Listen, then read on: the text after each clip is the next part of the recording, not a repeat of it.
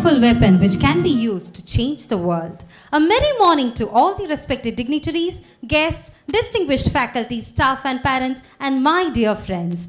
Today marks the beginning of an exciting new chapter in your academic and personal journey. It is a moment of pride, anticipation, and limitless possibilities as you step into a community that values learning, growth, and innovation. This is more than just the start of your studies. It is the start of experiences that will shape your future. At Nehru Academy of Law, you will find opportunities to challenge yourself, explore your passions, and develop skills that will serve you for a lifetime. It is with immense pleasure that we extend a warm welcome to all gathered here for the 2025 Induction Ceremony of the 5-year BBA LLB and BCom LLB programs and 3-year Unitary LLB programs. With deep respect and admiration, we present a special video tribute celebrating the life, legacy and vision of our revered founder chairman, late Shri P.K. Das, the visionary behind the Nehru Group of Institutions.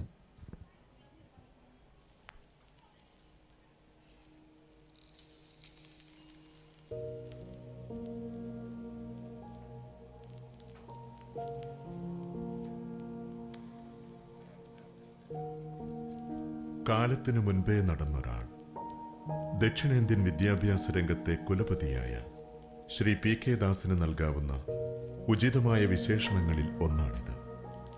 കവളപ്പാറയെന്ന ഉൾനാടൻ ഗ്രാമത്തിൽ ജനിച്ചു വളർന്ന് രാജ്യത്തെ വിദ്യാഭ്യാസ മേഖലയെ തന്നെ മാറ്റിമറിക്കുന്നതിൽ ചാലകശക്തിയാകുകയായിരുന്നു ഈ ബഹുമുഖ പ്രതിഭ.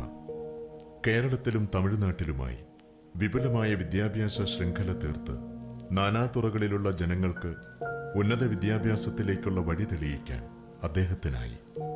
അരനൂറ്റാണ്ടു പിന്നിട്ട നെഹ്റു ഗ്രൂപ്പ് ഓഫ് കോളേജുകളുടെ ഈ അമരക്കാരൻ ഓർമ്മയായിട്ട് 13 വർഷം. കവളപ്പാറ പുത്തൻ വീട്ടിൽ മാധവൻ നായരുടെയും പൊല്ലാറോട്ട് മാധവിക്കുട്ടിയമ്മയുടെയും മൂത്തപുത്രനായി 1939 ജനനം. ഉന്നത വിദ്യാഭ്യാസത്തിനു ശേഷം വ്യോമസേനയിൽ ചേർന്ന ശ്രീ പി കെ ദാസ് മികച്ച എഞ്ചിനീയറായി സേവനമനുഷ്ഠിച്ചു വരുന്നതിനിടെ പ്രശസ്തിയുടെയും സമ്പത്തിന്റെയും ഉത്തുംഗ ശൃംഗത്തിൽ നിന്നും സ്വമേധയാ വിരമിച്ചു. ഉന്നത വിദ്യാഭ്യാസ രംഗത്ത് കാലം കാത്തുവെച്ച മാറ്റത്തിലേക്കുള്ള ആദ്യപടിയായിരുന്നു അത്. രാജ്യത്തിനകത്തുനിന്നും പുറത്തുനിന്നുമായി നിരവധി അക്കാഡമിക് ബിരുദങ്ങൾ നേടിയിട്ടുള്ള ശ്രീ പി കെ ദാസിന്റെ നിയോഗം വിദ്യാഭ്യാസ വിചക്ഷണൻ എന്ന നിലയിൽ അറിയപ്പെടാനായിരുന്നു. മുൻ പ്രധാനമന്ത്രി ജവഹർലാൽ നെഹ്റുവിന്റെ ആദർശങ്ങളിൽ ആകൃഷ്ടനായിരുന്ന അദ്ദേഹത്തിന് വിദ്യാഭ്യാസ മേഖലയിൽ പുതിയ സംരംഭത്തിന് നാന്ദി കുറിക്കുമ്പോൾ എന്തു പേര് നൽകണമെന്ന കാര്യത്തിൽ തെല്ലും സംശയമുണ്ടായിരുന്നില്ല. അങ്ങനെ 1968 Nehru college of aeronautics and applied sciences എന്ന സ്ഥാപനത്തിന് കോയമ്പത്തൂരിൽ തുടക്കമായി.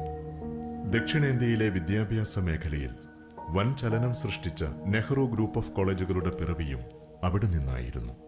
ഉന്നത വിദ്യാഭ്യാസ മേഖലയിൽ വിപ്ലവം സൃഷ്ടിച്ചുകൊണ്ടുള്ള മുന്നേറ്റമായിരുന്നു പിന്നീട് അങ്ങോട്ട്. 1983 നെഹ്റു ഇൻഡസ്ട്രിയൽ ട്രെയിനിംഗ് ഇൻസ്റ്റിറ്റ്യൂട്ടിന് തുടക്കമായി. Nehru college of management, Nehru arts and science college, Nehru college of engineering and research centre, Nehru college of pharmacy, Nehru school of management, Nehru Institute of engineering and technology, Nehru Institute of Information Technology and Management, Nehru Institute of Technology, Jawaharlal College of Engineering and Technology, Jawaharlal Business School, Jawaharlal Aviation Institute, Nehru College of Nursing, Nehru School of Architecture, Nehru College of Architecture, Nehru Academy of Law, Nehru Kids Academy, Nehru International School, Nehru College of Nursing and Research Institute, Nehru Institute of Health Sciences, Nehru college of Physiotherapy, Nehru Knowledge Academy തുടങ്ങി തലയെടുപ്പുള്ള നിരവധി വിദ്യാഭ്യാസ കേന്ദ്രങ്ങൾ കേരളത്തിലും തമിഴ്നാട്ടിലുമായി പിറവികൊണ്ടു. വിദ്യാഭ്യാസ രംഗത്ത് P K Das കൊളുത്തിയ ദീപം തലമുറകളിലേക്ക് കൈമാറി ഇന്ന് 25ലേറെ സ്ഥാപനങ്ങളായി പ്രോജ്വലിക്കുന്നു. 1994 Shri P K Das managing ട്രസ്റ്റിയായി Nehru college of educational and charitable ട്രസ്റ്റിന് തുടക്കമായി. 2002 തിരുവില്ലാമല പാമ്പാടിയിൽ Nehru college of engineering and research centre ആരംഭിച്ചുകൊണ്ടായിരുന്നു കേരളത്തിൽ നെഹ്റു ഗ്രൂപ്പ് ഓഫ് കോളേജുകളുടെ തുടക്കം. 5 പതിറ്റാണ്ട് പിന്നിട്ട് 2022 എത്തി നിൽക്കുമ്പോൾ ലക്ഷക്കണക്കിന് വിദ്യാർത്ഥികളാണ് നെഹ്റു കോളേജുകളിൽ നിന്ന് പഠിച്ചിറങ്ങി സ്വദേശത്തും വിദേശത്തുമായി ഉയർന്ന തസ്തികകളിൽ പ്രവർത്തിക്കുന്നത്. നാട്ടുകാർക്ക് വിദഗ്ധ ചികിത്സ ലഭിക്കുന്നതിന് മറ്റു ജില്ലകളെയോ തമിഴ്നാടിനെയോ ആശ്രയിക്കേണ്ടി വരുന്നതിൽ ഖിന്നനായിരുന്ന ശ്രീ പി കെ ദാസിന്റെ വലിയ ആഗ്രഹങ്ങളിലൊന്നായിരുന്നു സ്വന്തം നാട്ടിൽ പൂർണ്ണസജ്ജമായ ആശുപത്രി എന്നത്. ജീവിതകാലത്ത് സഫലീകരിക്കാനായില്ലെങ്കിലും അദ്ദേഹത്തിന്റെ ദീപ്തസ്മരണ നിലനിർത്തുന്ന P K Das institute of medical സയൻസസിന് 2010 തുടക്കമായി. അന്താരാഷ്ട്ര നിലവാരത്തിൽ 1250 ബെഡുകളോടുകൂടിയ ഈ മെഡിക്കൽ കോളേജ് ആശുപത്രി വാണിയംകുളത്തിന്റെ മുഖമുദ്രയാണ്. ശ്രീ പി കെ ദാസിന് പൂർത്തിയാക്കാനാകാതെ പോയ സ്വപ്നങ്ങൾക്ക് ചിറകു നൽകുകയാണ് നെഹ്റു ഗ്രൂപ്പിന്റെ ഇപ്പോഴത്തെ സാരഥികളായ മക്കൾ. ചെയർമാൻ ആൻഡ് മാനേജിംഗ് ട്രസ്റ്റിയായി ശ്രീ അഡ്വക്കേറ്റ് ഡോക്ടർ പി കൃഷ്ണദാസും CEO and secretary Shri doctor P കൃഷ്ണകുമാറും ശ്രീമതി ഡോക്ടർ തുളസിയും പിതാവിന്റെ പാതയെ പിന്തുടർന്ന് സ്ഥാപനത്തിന്റെ സ്തുത്യർഹമായ സേവനങ്ങൾക്ക് ചുക്കാൻ പിടിക്കുന്നു. പി കെ ദാസ് എന്ന മഹാനുഭാവന്റെ കനൽ വഴികൾ താണ്ടിയ കർമ്മകാണ്ഡം തുടരുകയാണ് തലമുറകളിലൂടെ. കാലം മായ്ക്കാത്ത ആ കാൽപ്പാടുകൾ നമ്മെ വറ്റാത്ത നന്മയുടെയും അറിവിന്റെയും ലോകത്തേക്ക് നയിക്കുന്നു.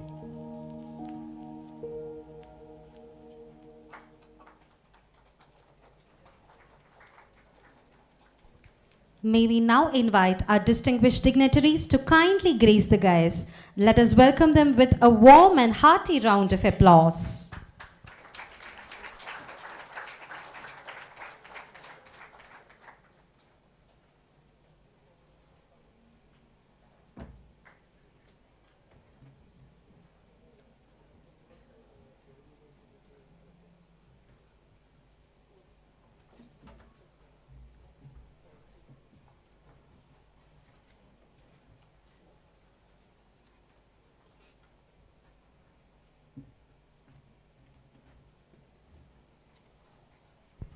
Before we proceed, I request everyone to stand and observe a minute of silence in honor of our founder chairman, late Sri P. K. Das, followed by a universal prayer song.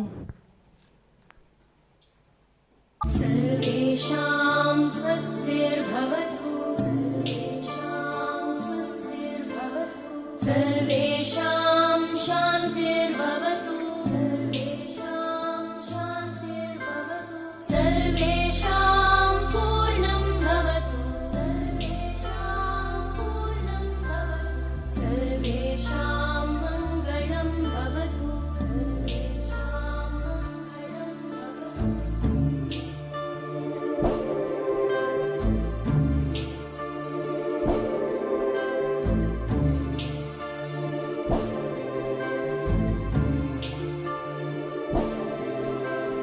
सर्वे भवन्तु सुखिनः, सर्वे सन्तु निरामयाः, सर्वे भद्राणि पश्यन्तु, मा कश्चित् दुःखभाग् भवेत्. To commence this occasion with her inspiring address and to extend a warm welcome to all present, we invite Dr. Soni Vijayan, Principal, Nehru Academy of Law.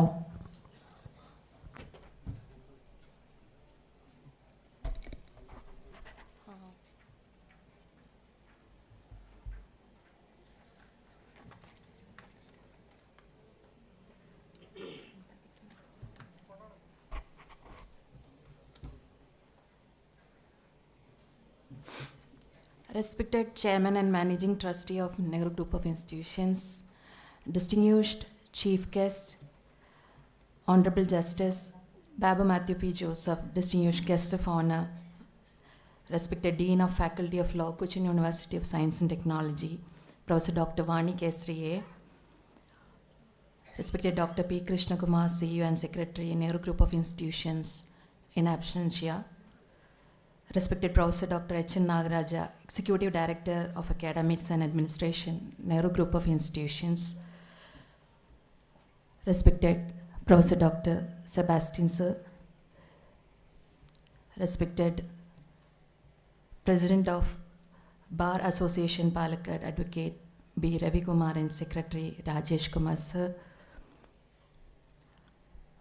dear parents and my dear students, my warm good wishes and good morning to all of you. Today, as we gather here, I would like to remember fondly our most respected founder chairman, the legend and visionary leader Sri P.K. Das, whose vision and ideals continue to guide us every moment in our career path. My humble pranams and prayers in his memory. I am proud to welcome you all to be a part of the legacy of the Nehru Group of Institutions. Founded in 1968, we have grown into one of the most respected educational groups in South India with over 25 institutions across Kerala and Tamil Nadu. Ever since 7 decades, Nehru Group of Institutions has been at the forefront of imparting quality education in diverse fields including engineering, medicine, law, management, aviation, pharmacy, arts and sciences. We mold generations of professionals and leaders with knowledge, values and character. With that pride, let me extend my warm welcome to one and all. Today's function is presided by our most respected chairman, Advocate Dr. P. Krishnadas, Chairman and Managing Trustee of Nehru Group of Institutions, Honorary Trade Commissioner of Mauritius, India, and Chancellor of P.K. Das, deemed to be University. Sir, your leadership is an inspiration and we thank you all for the opportunities provided to us. We proudly welcome you to this function.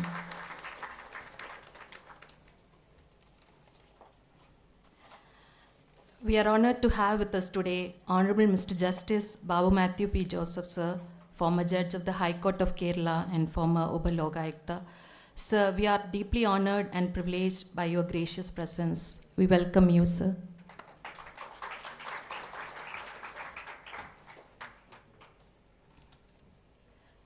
We are happy and honored to have with us Professor Dr. Vani Kesri A., Professor and Dean, Faculty of Law, Cochin University of Science and Technology. Madam, your presence truly enriches this occasion. We extend a hearty welcome. A special welcome to Dr. P. Krishna Kumar, sir, CEO and Secretary of Nehru Group of Institutions, whose guidance and commitment to academic excellence are invaluable. We welcome you, sir, in absentia. I also warmly welcome Professor Dr. H.N. Nagaraja, sir, Executive Director of Academics and Administration, Nehru Group of Institutions, who have always been a pillar of support for our institutions. Welcome, sir. I would like to remember and note a mark of gratitude and welcome to Professor Dr. R. Gauri in her absentia. She is Director, Ranking, Accreditation and Research, and has always been a guiding pillar and my mentor and all support for all of us. I extend a warm welcome to her in absentia. I would like to extend a warm welcome to President, Palakkad Bar Association, Advocate B. Ravi Kumar, sir. Welcome to the function. I would also like to extend warm welcome to Secretary, Palakkad Bar Association, Advocate Rajesh Kumar.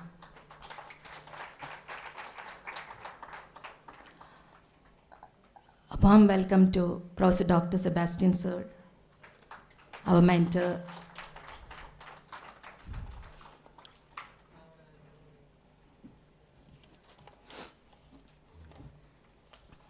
I can see all the heads of the institutions here, principals of all the sister concerns. We have Principal of Jawaharlal College of Engineering and Technology, Gunasheran, sir. We have the Principal of Arts and Science, Liberal College of Arts and Science, Ajit Kumar, sir. Then we have Principal of the College of Architecture and MBA also. Welcome you, sir. I would like to extend a special welcome to Srinivas, sir, our Principal Coordinator of Nehru Group of Institutions. Welcome you, sir, to this function. Along with our dignitaries on the dais, I am equally delighted to welcome the principals and directors of all sister concerns and my dear faculty members, our enthusiastic students, and the most respected parents who have entrusted us with the responsibility of shaping the future of their children. To my young students, I am reminded of the saying, the future belongs to those who believe in the beauty of their dreams. Today marks the beginning of your journey with us, and we share in your joy, your hope, and your aspirations. I congratulate each one of you and extend good wishes as you mark a new phase of your life with us to be a part of our legacy, Nehru Group of Institutions. And on behalf of Nehru Academy of Law, I extend a heartfelt welcome to each one of you present here. Let this occasion be a moment of inspiration and a stepping stone towards greater heights. Welcome you all. Thank you. Thank you, ma'am, for your gracious address. And we take this moment to formally welcome you to the induction ceremony.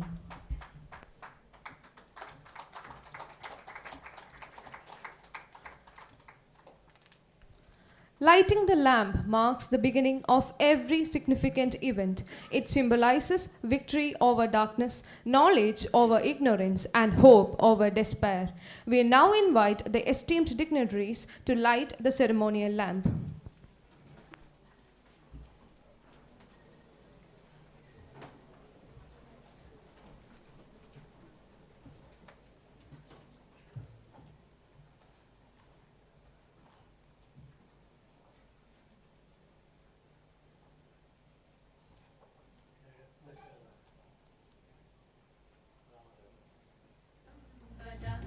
शुभं कुरुत्वं कल्याणम् आरोग्यं धनसम्पदः शत्रुबुद्धिविनाशाय दीपज्योतिर्नमोऽस्तु ते दीपज्योतिर्नमोऽस्तु ते दीपज्योतिर्परब्रह्म दीपज्योतिर्जनार्दनः दीपज्योतिर्परब्रह्म दीपज्योतिर्जनार्दनः दीपो हरतु मे पापं सन्ध्यादीपनमोऽस्तु ते ओ दीपब्रह्मरूपस्त्वं ज्योतिषां प्रभुरव्ययः ओ दीपब्रह्मरूपस्त्वं ज्योतिषां प्रभुरव्ययः आरोग्यं देहि पुत्रांश्च मतिं स्वच्छां हि मे सदा रवेरस्तं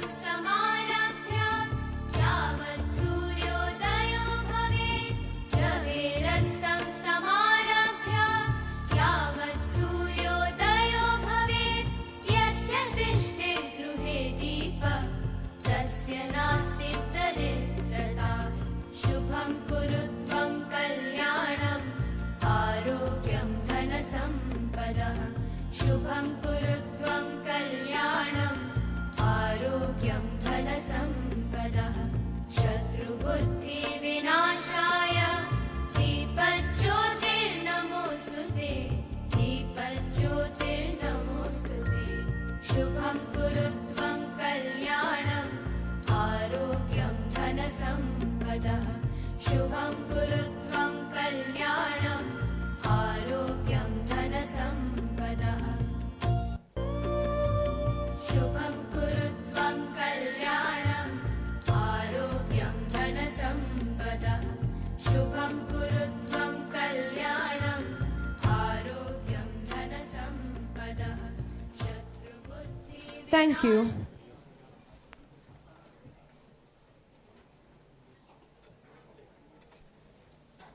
It is with profound pride and deep reverence that I introduce a visionary leader, a beacon of inspiration, and a mentor to multitudes of students far and wide. A paragon of excellence, Advocate Dr. P. Krishnadas, the Honorary Trade Commissioner of Mauritius to India, the Chancellor of P.K. Das deemed to be University, Tamil Nadu, and most significantly, the Chairman and Managing Trustee of Nehru Group of Institutions. With the highest esteem, I invite Advocate Dr. P. Krishnadas to deliver the presidential address.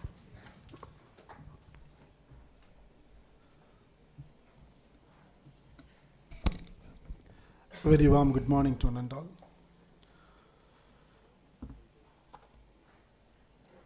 Most respected Honorable Mr. Justice Babu Matthew P. Joseph, former Judge High Court of Kerala, respected and esteemed Professor Dr. Vani Kesri, Professor and Dean, Faculty of Law, CUSAT, respected Principal of Nehru Academy of Law, Dr. Professor Soni Vijayan, respected Dr. Professor H.N. Nagaraja, Executive Director of NGI and Vice Chancellor P.K. Das Deemed to be University, respected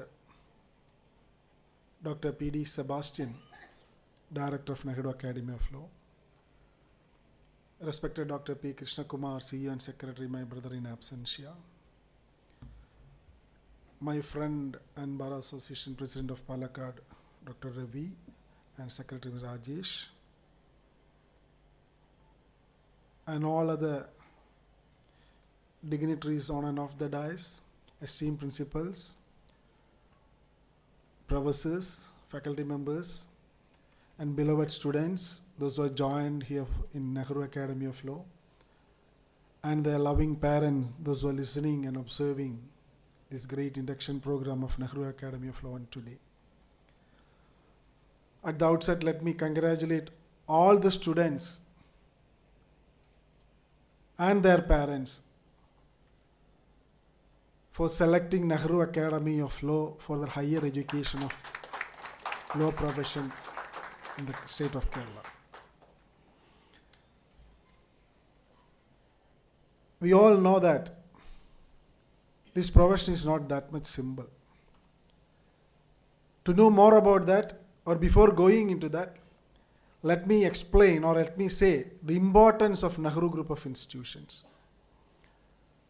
My dear friends, എനിക്കറിയില്ല എത്ര ആളുകൾ എത്ര രക്ഷിതാക്കൾ ഇതിൻ്റെ അടുത്ത ഹാളിൽ ഇരിക്കുന്നുണ്ടെന്ന് ഒരുപാട് ആളുകളുണ്ടെന്നാണ് ഞാൻ മനസ്സിലാക്കുന്നത്. നെഹ്റു ഗ്രൂപ്പ് ഓഫ് ഇൻസ്റ്റിറ്റ്യൂഷൻസിൻ്റെ വീഡിയോ ഫൗണ്ടറെ കുറിച്ച് നിങ്ങൾ കണ്ടു. തീർച്ചയായും കഴിഞ്ഞ 55 വർഷത്തിലധികമായി വിദ്യാഭ്യാസ രംഗത്ത് പ്രവർത്തിക്കുന്ന നെഹ്റു ഗ്രൂപ്പ് ഓഫ് ഇൻസ്റ്റിറ്റ്യൂഷൻസ് 25ലധികം വിദ്യാഭ്യാസ സ്ഥാപനങ്ങൾ, 25,000-ഓളം വിദ്യാർത്ഥികൾ പഠിക്കുന്നു. ഇന്നിപ്പോൾ P K Das deemed to be university കോയമ്പത്തൂരിൽ യാഥാർത്ഥ്യമായി. അവിടെ പുതിയ പ്രോഗ്രാമുകൾ തുടങ്ങുന്നു. എല്ലാ majority of the institutions are autonomous, NAAC accredited, മറ്റൊരുവിധ അക്രഡിറ്റേഷൻസ് എല്ലാം ഉണ്ട്. ലോകത്തിൻ്റെ എവിടെ പോയാലും നെഹ്റു ഗ്രൂപ്പിൽ പഠിച്ചിറങ്ങിയ ആരെങ്കിലും ഒരു വിദ്യാർത്ഥിയെ ഏതെങ്കിലും ഒരു പോസ്റ്റിൽ ഒരു ബിസിനസ്സുകാരനായിട്ടോ അല്ലെങ്കിൽ ഓഫീസിലോ അല്ലെങ്കിൽ മറ്റു മേഖലകളിലോ അല്ലെങ്കിൽ ഇപ്പോൾ കുറച്ചു കാലമായി ജുഡീഷ്യറി ഉൾപ്പെടെയുള്ളതിലേക്ക് കടന്നു വന്നുകൊണ്ടിരിക്കുന്നു. So that is A great legacy of Nehru group of institutions. അപ്പോൾ നിങ്ങളെ സംബന്ധിച്ചിടത്തോളം നിങ്ങൾക്ക് ഉത്തരവാദിത്തങ്ങൾ വളരെ കൂടുതലാണ്. ഞാൻ വളരെ ദീർഘിപ്പിച്ച് സംസാരിക്കുന്നില്ല. ആരാധ്യനായ ഹോണറബിൾ ജസ്റ്റിസ് അദ്ദേഹം വളരെ വിശാലമായി നിങ്ങളോട് സംസാരിക്കും. അതുപോലെ തന്നെ professor doctor Vani Kesari madam തീർച്ചയായും ആധികാരികമായി നിയമവിദ്യാഭ്യാസത്തെക്കുറിച്ച് സംസാരിക്കാൻ പോവുകയാണ്. അപ്പോൾ എന്നെ സംബന്ധിച്ചിടത്തോളം വളരെ ചുരുക്കം ചില വാക്കുകൾ നിങ്ങളോട് പറയുവാനുള്ള കാര്യങ്ങൾ. നിങ്ങൾ തിരഞ്ഞെടുത്തിരിക്കുന്ന സ്ഥാപനം കേവലം ഒരു ലോ കോളേജ് അല്ല, മറിച്ച് വളരെ കർശനമായി ഇവിടെ പഠനത്തിനുള്ള സൗകര്യങ്ങളും റിസർച്ച് ആക്ടിവിറ്റിയും അതുപോലെ തന്നെ മറ്റു നിലയ്ക്കുള്ള ഈ ലോയേഴ്സിന് ആവശ്യമുള്ള സ്കില്ലുകളും ഡെവലപ്പ് ചെയ്യാൻ തരത്തിൽ രൂപകൽപ്പന ചെയ്തുകൊണ്ടിരിക്കുന്ന ഒരു സ്ഥാപനമാണ്. കഴിഞ്ഞ വർഷങ്ങളിലെല്ലാം വന്ന റിസൾട്ടുകളെല്ലാം തന്നെ ഒരുവിധം റാങ്കുകളെല്ലാം ഈ കോളേജുകളായിരുന്നു. നമ്മളെ സംബന്ധിച്ചിടത്തോളം ഏറ്റവും നല്ല അച്ചടക്കത്തോടുകൂടി തികഞ്ഞ ഒരു പൗരനായി, ഒരു നിയമവിദ്യാർത്ഥിയെ ഏറ്റവും നല്ല പൗരനായി എങ്ങനെ മാറ്റിയെടുക്കാം എന്നുള്ളതിൻ്റെ ഒരു തെളിവായിട്ടാണ് നമ്മൾ കാര്യങ്ങൾ കൊണ്ട് നടക്കുന്നത്. പ്രത്യേകിച്ച് ലോ കോളേജുകൾ എസ്പെഷ്യലി ഇൻ കേരള നമുക്കറിയാം പലതരത്തിലുള്ള പ്രശ്നങ്ങളുമൊക്കെ ഉണ്ടാവാൻ സാധ്യതയും ഉണ്ടായിട്ടുമുള്ളതാണ്. കാരണം നിയമവിദ്യാർത്ഥികളാണ്, അവർക്ക് പ്രത്യേകിച്ചും അവകാശങ്ങളെക്കുറിച്ചും റൈറ്റ്സ്, റെസ്പോൺസിബിലിറ്റി, ഡ്യൂട്ടീസിനെ കുറിച്ചും അവരറിയാതെ അവരുടെ ഉള്ളിലേക്ക് കടന്നു വരുന്ന ഒരു ബോധമുണ്ടാവും. So that is the right to agree. But when you are studying in a law college you have to be real true students. Whether it is 3-year program or a 5-year program doesn't make any difference. Because I am also an advocate, now not practicing. But I know how difficult to excel in the field. Getting a law degree is very easy. അപ്പോൾ അതിന് ഒരുപാട് കാര്യങ്ങളുണ്ട്. Lot of parameters to be coined and it should be taken into your mind. Then only you can become the best professionals of tomorrow. നമുക്കറിയാം ഇന്ന് 2000-ലധികം law കോളേജുകൾ ഭാരതത്തിലുണ്ട് in India. And almost 3 to 4 lakh students are coming out or studying in this profession. Do you think that it's very easy to survive in the field? Multiple options and multiple things are there. So the requirement, same time the opportunity is also more. ഞാൻ വളരെ ദീർഘിപ്പിച്ച് കിടക്കുന്നില്ല. So you are having the opportunity, but for that you have to become the fit personality in that profession. ഇപ്പോൾ sir കൊണ്ടുവന്നിരിക്കുന്ന I think the judges അദ്ദേഹത്തിൻ്റെ കയ്യിൽ പുസ്തകം Indian കോൺസ്റ്റിറ്റ്യൂഷനെ കുറിച്ച് കണ്ടു. തീർച്ചയായും ഇന്ത്യൻ കോൺസ്റ്റിറ്റ്യൂഷൻ നമ്മുടെ ഫൗണ്ടേഷനാണ്. പ്രത്യേകിച്ച് നിയമവിദ്യാർത്ഥികൾക്ക് മാത്രമല്ല, ഭാരതം നിലനിൽക്കുന്നത് തന്നെ കോൺസ്റ്റിറ്റ്യൂഷൻ്റെ ബലത്തിലാണ്. ഇന്ത്യയുടെ 3 പില്ലേഴ്സ് എന്ന് പറയുന്നത് ലെജിസ്ലേഷൻ, എക്സിക്യൂട്ടീവ്, ജുഡീഷ്യറി. ഇപ്പോൾ നമ്മളെല്ലാം പറയുന്ന 4th പില്ലർ എന്ന് പറയുന്നത് മീഡിയ കൂടെ വന്നിട്ടുണ്ട്. പക്ഷേ മീഡിയയുടെ നിയന്ത്രണമില്ലെങ്കിൽ that will spoil the dish in a chef's language. That means India is a very big democratic country wherein 146 crores of people are living, and difference of opinion, difference of religion, difference of creed and many other things. So to take them in a single way, it is very difficult. Only with these 3 strong democratic pillars, that is legislature, judiciary and executive, when they act together and do together, then only things will be safe. അതിൻ്റെ ഉത്തരവാദിത്തം ഈ നിയമം പഠിക്കുന്ന ആളുകൾക്കാണ്. Indian കോൺസ്റ്റിറ്റ്യൂഷനെ കുറിച്ച് when we talk about Indian constitution, we say that Article 14 equality to all. I don't think equality to all. എങ്ങനെ equality എല്ലാവർക്കും ഒരുപോലെ ഉണ്ടാവുക? അവനവനെ സംബന്ധിച്ചിടത്തോളം അവനവൻ ആവശ്യമുള്ള കാര്യങ്ങളിലാണ് ഈക്വാലിറ്റി. അതുപോലെ തന്നെ when we move other articles, എത്ര ആർട്ടിക്കിൾ ഉണ്ടെങ്കിലും അതിനകത്ത് 225ഓളം ആർട്ടിക്കിളും 25 ഷെഡ്യൂളുകളും മറ്റ് ആക്ട്സും ഒക്കെ ഉണ്ടെങ്കിൽ തന്നെ അതിനകത്തെല്ലാം തന്നെ വളരെ വ്യത്യസ്തമായിട്ട് പല കാര്യങ്ങളുണ്ട്. That is article 19, article 21, article 32. ഇതിനകത്ത് എക്സ്പ്രഷൻ ഓഫ് ഇൻട്രസ്റ്റ്, നമുക്ക് ഉള്ള right of living and right to do the profession and live everywhere in the country. അങ്ങനെ ഒരുപാട് കാര്യങ്ങളുണ്ട്. ആൻഡ് വളരെ വിശാലമായ എത്രയോ വലിയ കേസുകളുണ്ട്. Kesavananda Bharati versus state, and അതുപോലെ തന്നെ മേനകാ ഗാന്ധി വേഴ്സസ് അവർ കേസ്. അതുപോലെ കേരളത്തിനെ കുറിച്ച് പറയുമ്പോൾ Gopalan versus state of Chennai. അങ്ങനെ ഒരുപാട് കേസുകളുണ്ട്. ഞാനിപ്പോൾ പ്രാക്ടീസ് ചെയ്യാത്തതുകൊണ്ട് എനിക്കെല്ലാം പെട്ടെന്ന് റീകളക്ട് ചെയ്യാൻ പറ്റില്ല. പക്ഷേ I know the importance of the constitution. Similar വേ ഇപ്പോൾ നമ്മൾ ഈ IPSCയും CRPSCയും BNSഉം BNS ഒക്കെ മാറ്റിയില്ലേ? അപ്പോൾ അതിനകത്ത് കുറേ ചേഞ്ചസ് വന്നു. അങ്ങനെ നിങ്ങളെ സംബന്ധിച്ചിടത്തോളം നിങ്ങൾ പഠിക്കുമ്പോൾ ഇത് വളരെ ആധിപത്യത്തോടുകൂടി ശരിയായ രീതിയിൽ using the right kind of skill and mental power, if you are not able to do it, then it will be a problem for you. Because judiciary is a very big platform. Nowadays there is not only judiciary, various other opportunities. ഇപ്പോൾ ഏത് ഫീൽഡിലാണ് നിയമം ഇല്ലാത്തത്? Aerospace, you take maritime, you take any area, everywhere some specialization is required. IT, cyber security, അങ്ങനെ വിവിധ മേഖലകളിൽ specialise ചെയ്യാനുള്ള അനേകം അവസരങ്ങൾ നിങ്ങൾക്കുണ്ട്. അപ്പോൾ പഠിക്കുന്ന കാലത്ത് whether it is 3 year or 5 year, do the justice to yourself. വേറെ ആർക്കും വേണ്ടി ഒന്നും ചെയ്യേണ്ട, നിങ്ങൾക്ക് വേണ്ടി മാത്രം നിങ്ങൾ പഠിക്കുക. നിങ്ങളെ സംബന്ധിച്ചിടത്തോളം ഈ വലിയ രാജ്യത്ത് എത്രയോ ഓപ്പർച്യൂണിറ്റീസ് ഉള്ള ഈ രാജ്യത്ത് വിവിധ തലത്തിലുള്ള പലതരത്തിലുള്ള കാര്യങ്ങൾ ചെയ്യാൻ കഴിയുന്ന നിങ്ങൾക്ക് ഒരുപാട് കാര്യങ്ങൾ ചെയ്യാൻ കഴിയും. പിന്നെ നമുക്ക് ഏറ്റവും പ്രധാനപ്പെട്ടായി വേണ്ടത്, ഇപ്പോൾ ജുഡീഷ്യൽ ഓഫീസേഴ്സായി വരുന്ന ആളുകളെല്ലാം തന്നെ പലപ്പോഴും സ്ട്രെയിറ്റ് അവേ, അതിന് ചെറിയ മാറ്റം ഇപ്പോൾ വന്നിട്ടുണ്ടെങ്കിലും സ്ട്രെയിറ്റ് അവേ ലോ കഴിഞ്ഞ് അതിന് പ്രാക്ടീസ് അല്ലെങ്കിൽ അതിനു വേണ്ടി പഠിച്ച് ജുഡീഷ്യൽ ഓഫീസേഴ്സ് ആവുകയാണ്. അങ്ങനെ വരുന്ന സമയത്ത് നമ്മുടെ നാട്ടിൽ അല്ലെങ്കിൽ ഈ കേസിൻ്റെ സംവിധാനം ഇത് ശരിയായ കേസുകളാണോ, ഒരു കോമൺ മാനിൻ്റെ എന്താണ് അഗണി, അവരുടെ പ്രോബ്ലം എന്താണെന്ന് മനസ്സിലാക്കാൻ കഴിയാതെ ആ ചെയറിലേക്ക് പോകുമ്പോൾ ഉണ്ടാവുന്ന ഇൻജസ്റ്റിസ് അതൊരുപാടുണ്ട്. പ്രത്യേകിച്ച് നമ്മുടെ രാജ്യത്തിൻ്റെ സംവിധാനത്തിൽ according to my knowledge and also the research says that 60 to 70% of cases are fabricated for the want of creating cases. അതുകൊണ്ടാണ് കോടതികളിൽ ഇത്രയും വലിയ ലിറ്റിഗേഷൻ നടക്കുന്നത്. അനേകം കേസുകൾ, ലക്ഷക്കണക്കിന് കേസുകൾ കെട്ടിക്കിടക്കുന്നു. ഇതെല്ലാം കോടതിയുടെ വശം. മറ്റ് പ്രൈവറ്റ് സെക്ടറിലേക്ക് പോയാൽ നിങ്ങൾ ലീഗൽ കൺസൾട്ടൻ്റ് ആയിട്ട് അല്ലെങ്കിൽ ആർബിട്രേഷൻ്റെ ആളുകളായിട്ട് അല്ലെങ്കിൽ മറ്റ് നിലയ്ക്കുള്ള ഒരുപാട് ഓപ്പർച്യൂണിറ്റീസ്, അതെല്ലാം നിങ്ങൾ മനസ്സിലാക്കി വളരെ വിദഗ്ധമായി പഠിച്ച് മുന്നോട്ട് പോയാൽ മാത്രമാണ് നിങ്ങൾക്ക് ഏറ്റവും മികച്ച ആളുകളായി മാറാൻ കഴിയുകയുള്ളൂ. നിങ്ങളുടെ ഒരു സിഗ്നേച്ചർ, ഒരു കയ്യൊപ്പ് നിങ്ങളുടെ വിലാസത്തിൻ്റോടൊപ്പം ചേർക്കണമെങ്കിൽ just not becoming an advocate is sufficient. With knowledge and good personality and good skills is required. പിന്നെ ഇതിനകത്ത് നിങ്ങളെ സംബന്ധിച്ച് ഇൻ്റർപ്രിട്ടേഷൻ സ്കില്ല് ഡെവലപ്പ് ചെയ്യണം. നല്ല പ്ലീഡിങ്, ഡ്രാഫ്റ്റിംഗ്, എഴുതാനും ഇതിനൊക്കെ നിങ്ങൾ പഠിക്കണം. അതുകൂടാണ്ട് നല്ല ആർബിട്രേഷൻ സ്കില്ല് വേണം, നല്ല ലിസണിങ് വേണം, നല്ല ഹിയറിംഗ് വേണം. എന്നാൽ മാത്രമേ ക്ലയൻറ്റിനെ കുറിച്ച് മനസ്സിലാക്കാൻ കഴിയുള്ളൂ. Don't go behind certain things. Go with ethics to a certain ethics, but also with a principle. Definitely you can become the best. ഇതൊക്കെയാണ് ഒരു ലോയറെ സംബന്ധിച്ചിടത്തോളം ആവശ്യം. ഇദ്ദേഹത്തിന് ഈ ലോയർ എന്ന് പറയുന്ന ആളുകൾ പ്രാക്ടീസ് ചെയ്യുന്ന ആളുകളുണ്ടോ അല്ലാത്ത ആളുകളുണ്ടോ, അതും നമ്മളിവിടെ സംസാരിച്ചു കഴിഞ്ഞു. തീർച്ചയായും ഈ കോളേജിനെ സംബന്ധിച്ചിടത്തോളം നമുക്ക് നമ്മുടേതായ ചട്ടക്കൂടുകളുണ്ട്. പ്രത്യേകിച്ച് ഇവിടെ പഠിക്കുന്ന ഓരോ വിദ്യാർത്ഥിക്കും ഏറ്റവും നല്ല രീതിയിൽ വിദ്യാഭ്യാസം കൊടുക്കുവാനും അവരെ ഉന്നത രീതിയിൽ കാണുവാനുമുള്ള ഒരു അവസരം ഉണ്ടാവണം എന്ന് ആഗ്രഹിക്കുന്ന ആളുകളാണ് ഞാൻ.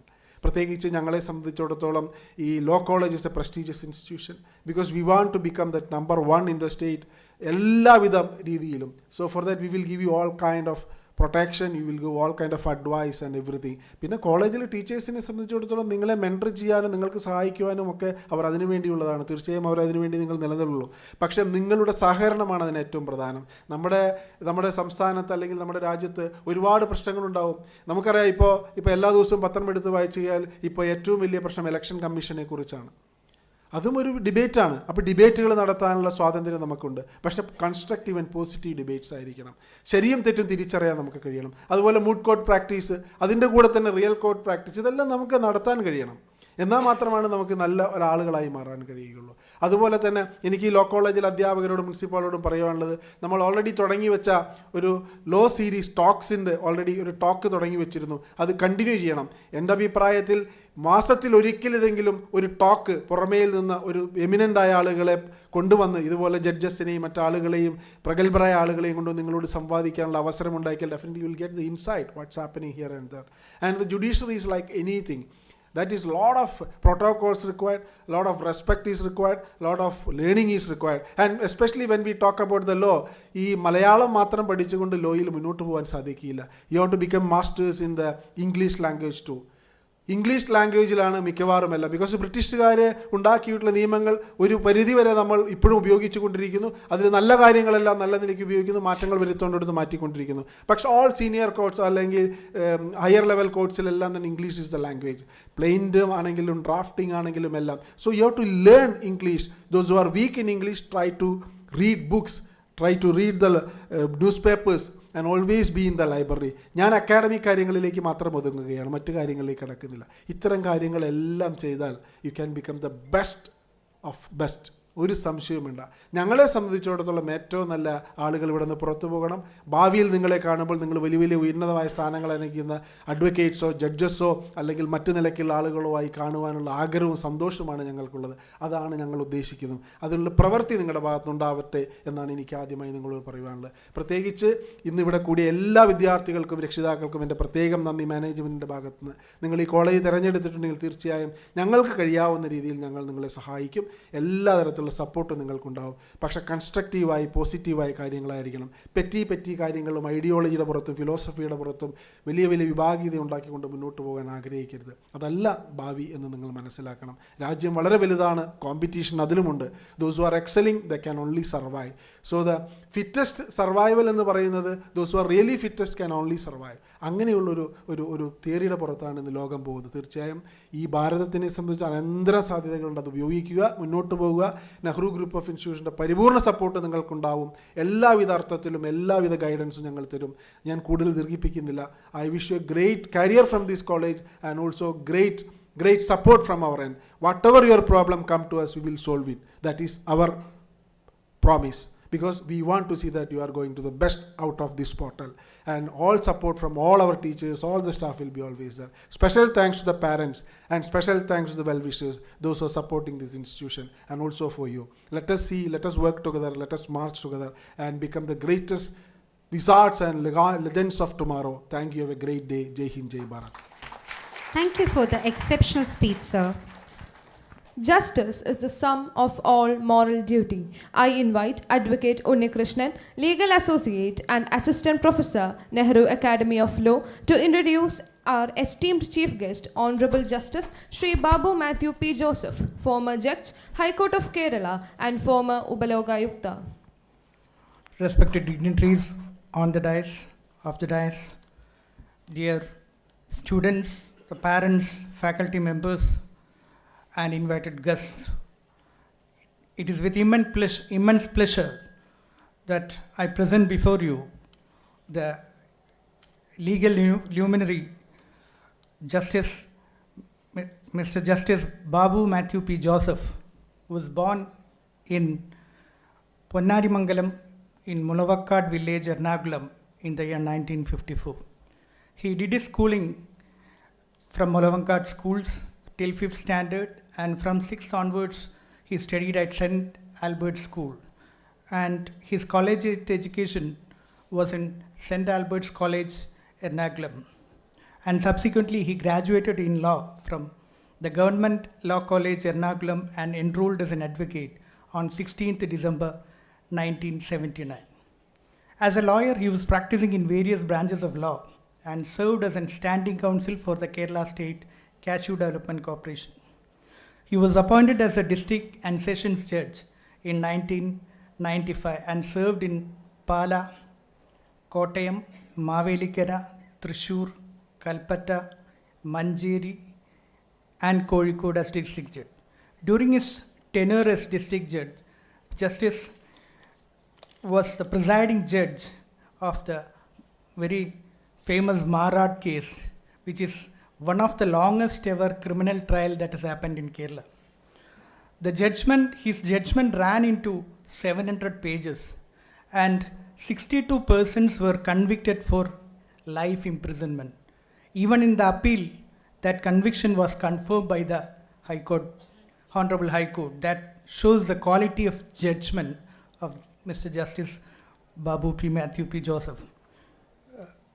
Elevated to Kerala High Court in the year 2012, Honorable Justice rendered several significant judgments. His orders on anticipatory bail, matters relating to maritime law, civil disputes, and constitutional principles reflect his clarity of thought, fairness, and concern of justice. He demitted the office in July 2016, and post-retirement he was appointed as judicial member of Armed Forces Tribunal Principal Bench, New Delhi, where he continued to contribute to the cause of justice, especially for the members of armed forces. Later, he assumed the august office of Upalokayukta of Kerala, upholding the ideals of integrity, accountability, and transparency in governance. His role in significant cases, including the complaint relating to the Chief Minister's Distress Relief Fund, demonstrate his balanced and principled approach to the questions of law and ethics.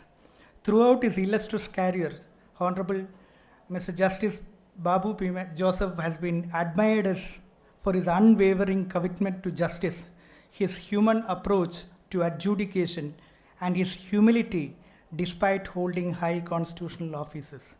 He is a shining example of how judicial services not only as a guardian of law but also a protector of the rights of the common citizens. He was always a people's man. With these few words, I present before you Honorable Mr. Justice Babu P. Joseph. Thank you.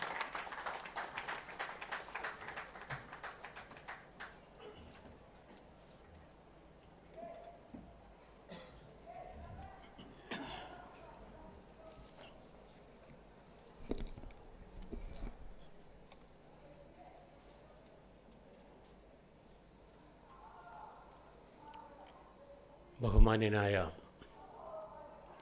അധ്യക്ഷൻ advocate doctor P Krishnadas, ബഹുമാന്യരായ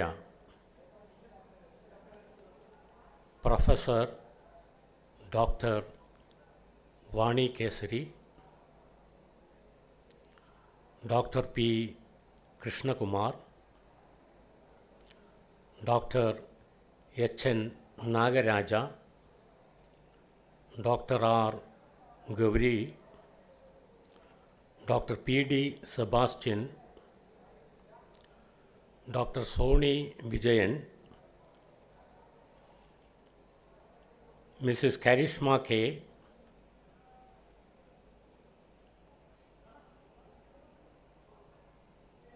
മാതാപിതാക്കളെ, പ്രിയപ്പെട്ട വിദ്യാർത്ഥിനികളെ, ഇവിടെ ഉപവിഷ്ടരായിട്ടുള്ള അധ്യാപികമാരെ, അധ്യാപക ശ്രേഷ്ഠരെ, സഹോദരി സഹോദരന്മാരെ,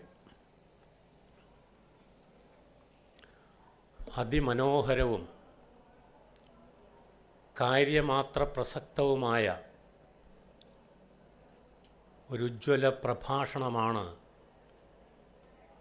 നാം അധ്യക്ഷൻ്റെ വകയായി കേട്ടുകഴിഞ്ഞത്. ഇതുപോലൊരു സന്ദർഭത്തിൽ വിദ്യാർത്ഥികളോട് പറയേണ്ട അതിപ്രധാനപ്പെട്ട കാര്യങ്ങൾ അദ്ദേഹം ഭംഗിയായി വിശദീകരിക്കുകയുണ്ടായി. അതുകൊണ്ട് ആ കാര്യങ്ങളിലേക്ക് ഞാൻ കടക്കേണ്ട കാര്യമില്ല, ആവർത്തിക്കേണ്ട കാര്യമില്ല. മാത്രമല്ല, അക്കാദമികമായി അറിഞ്ഞിരിക്കേണ്ട ഇതര കാര്യങ്ങളെ സംബന്ധിച്ച് പറയാൻ സമർത്ഥരായവർ ഇനിയും ഇവിടെ പ്രസംഗിക്കാനുണ്ട്. ഞാൻ ഏതാനും ചില കാര്യങ്ങൾ പരാമർശിച്ച് എൻ്റെ ഉദ്ഘാടന പ്രസംഗം അവസാനിപ്പിക്കാം എന്നാണ് ആഗ്രഹിക്കുന്നത്.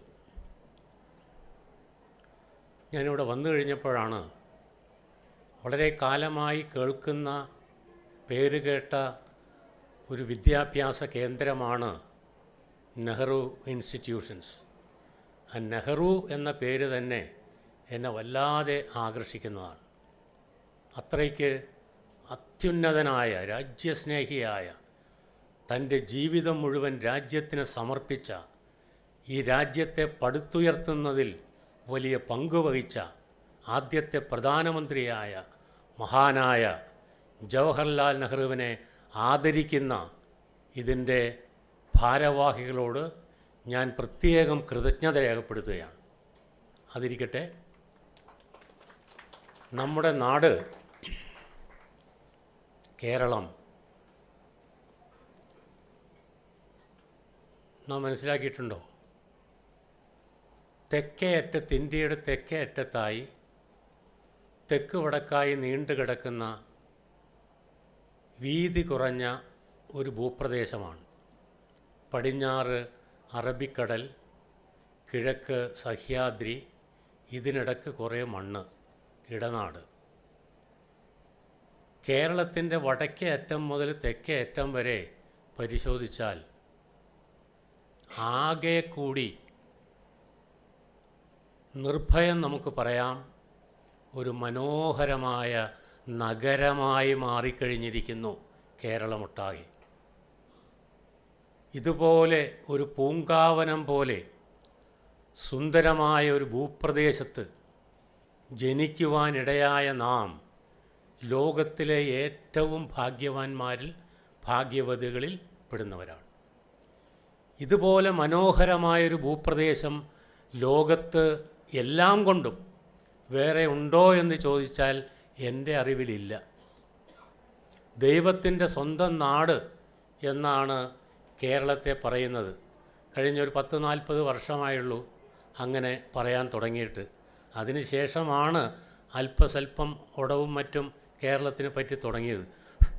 വാസ്തവത്തിൽ എന്തുകൊണ്ടാണ് ഈ ദൈവത്തിൻ്റെ സ്വന്തം നാടെന്ന് നമ്മുടെ നാടിനെക്കുറിച്ച് പറയുന്നതെന്ന് ചിന്തിച്ചിട്ടുണ്ട്. നമ്മുടെ ഭൂപ്രദേശത്തിൻ്റെ ഭംഗി കൊണ്ട് മാത്രമല്ല.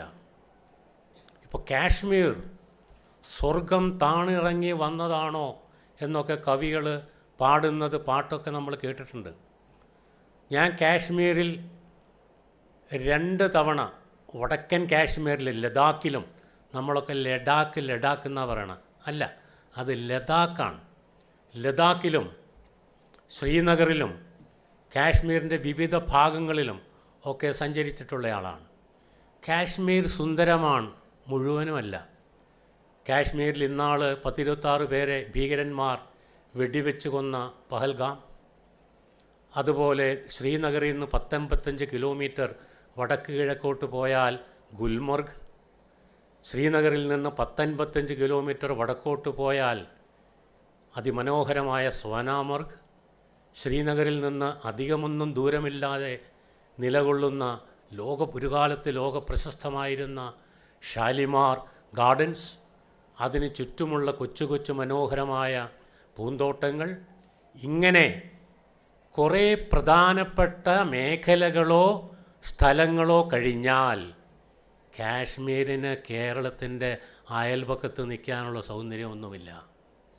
സൗന്ദര്യത്തിൻ്റെ കാര്യത്തിൽ, പ്രകൃതി സൗന്ദര്യത്തിൻ്റെ കാര്യത്തിൽ 100-ൽ കേരളത്തിന് ഞാൻ 90 മാർക്ക് കൊടുക്കുമ്പോൾ കാശ്മീരിനോട് വിരോധമൊന്നുമില്ല.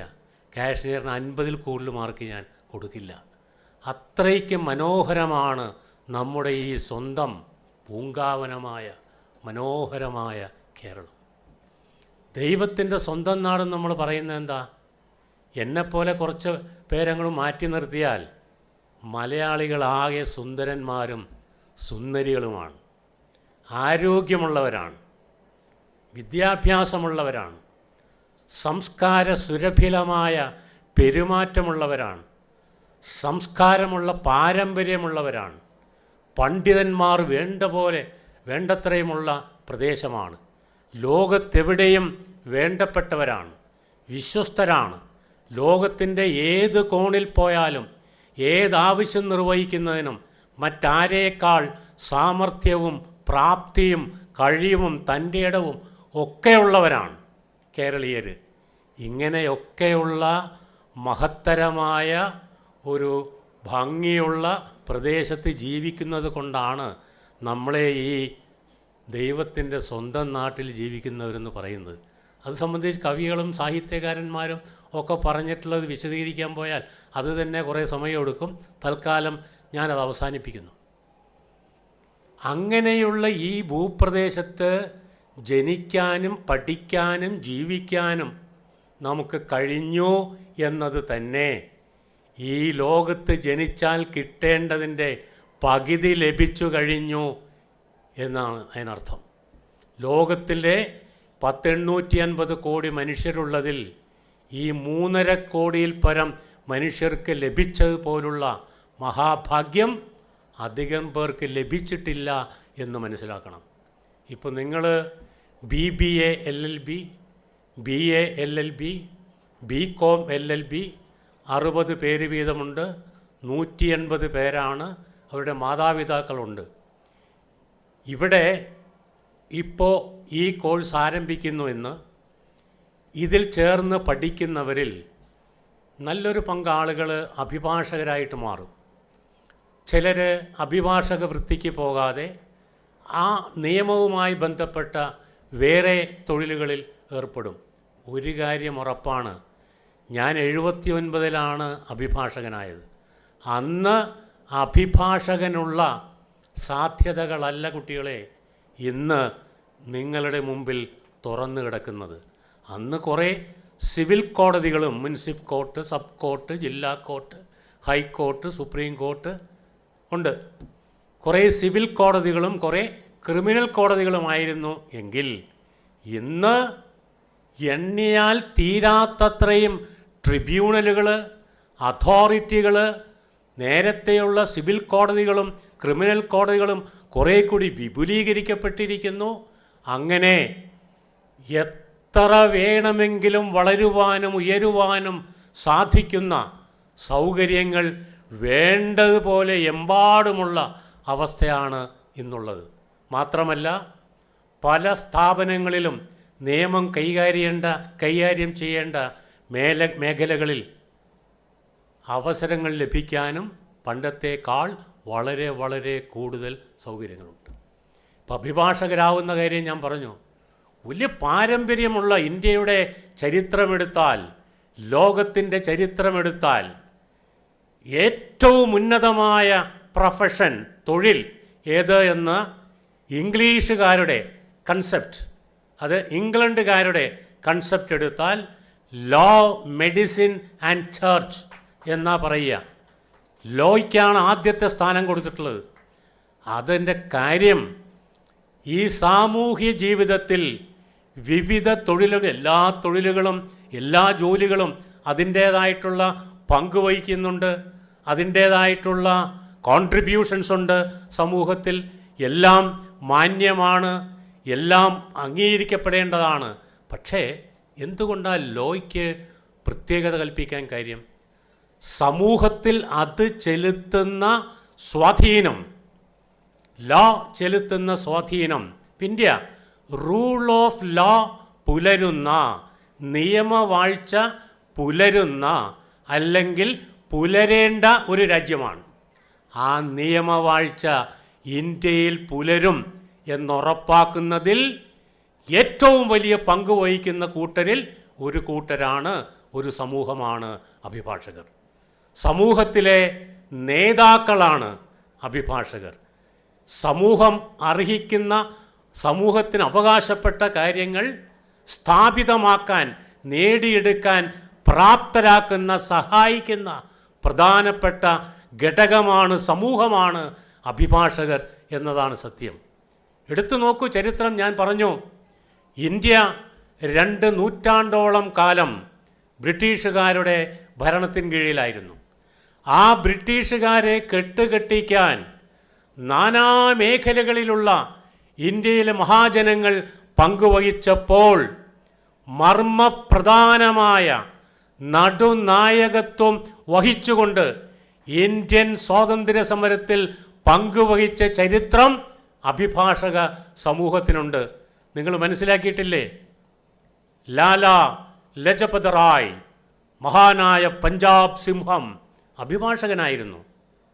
മോത്തിലാൽ നെഹ്റു, ജവഹർലാൽ നെഹ്റു, ഭീംറാവു അംബേദ്കർ, മഹാത്മാ ഗാന്ധി, ബുലാഭായ് ദേശായ്, തേജ് ബഹാദൂർ സപ്രു, ഡോക്ടർ രാജേന്ദ്ര പ്രസാദ്, നമ്മുടെ കേരളത്തിലെ TM വർഗീസ്, ചക്രവർത്തി C രാജഗോപാലാചാരി എന്ന് തുടങ്ങി എത്ര മഹാരഥന്മാരാണ്.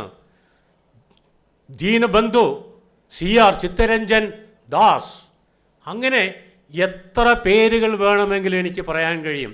ഇന്ത്യയുടെ സ്വാതന്ത്ര്യ സമര ചരിത്രമെടുത്ത് പരിശോധിച്ചാൽ ആ സമരത്തിൽ നടുനായകത്വം വഹിച്ചവരാണ് അഭിഭാഷകർ. ആദ്യത്തെ Indian president doctor Rajendra Prasad അഭിഭാഷകനായിരുന്നു. ഇന്ത്യയിലെ ബ്രിട്ടീഷുകാരുടെ കാലത്ത് ഇന്ത്യയിലെ അവസാനത്തെ ഗവർണർ ജനറലും ഇന്ത്യക്കാരനായ ആദ്യത്തെ ഗവർണർ ജനറലുമായ C രാജഗോപാലാചാരി അഭിഭാഷകനായിരുന്നു. ആദ്യത്തെ പ്രധാനമന്ത്രി ജവഹർലാൽ നെഹ്റു അഭിഭാഷകനായിരുന്നു. ആദ്യത്തെ ആഭ്യന്തരമന്ത്രി സർദാർ വല്ലഭായ് പട്ടേൽ അഭിഭാഷകനായിരുന്നു. ആദ്യത്തെ നിയമമന്ത്രി ഭീംറാവു അംബേദ്കർ അഭിഭാഷകനായിരുന്നു.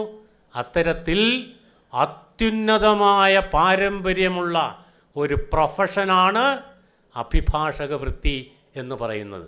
അവർ വഹിക്കുന്ന പങ്ക് സമൂഹത്തിൽ വിവിധ തൊഴിലുകളിൽ ഏറ്റവും പ്രാധാന്യമറിയിക്കുന്ന പങ്കാണ്.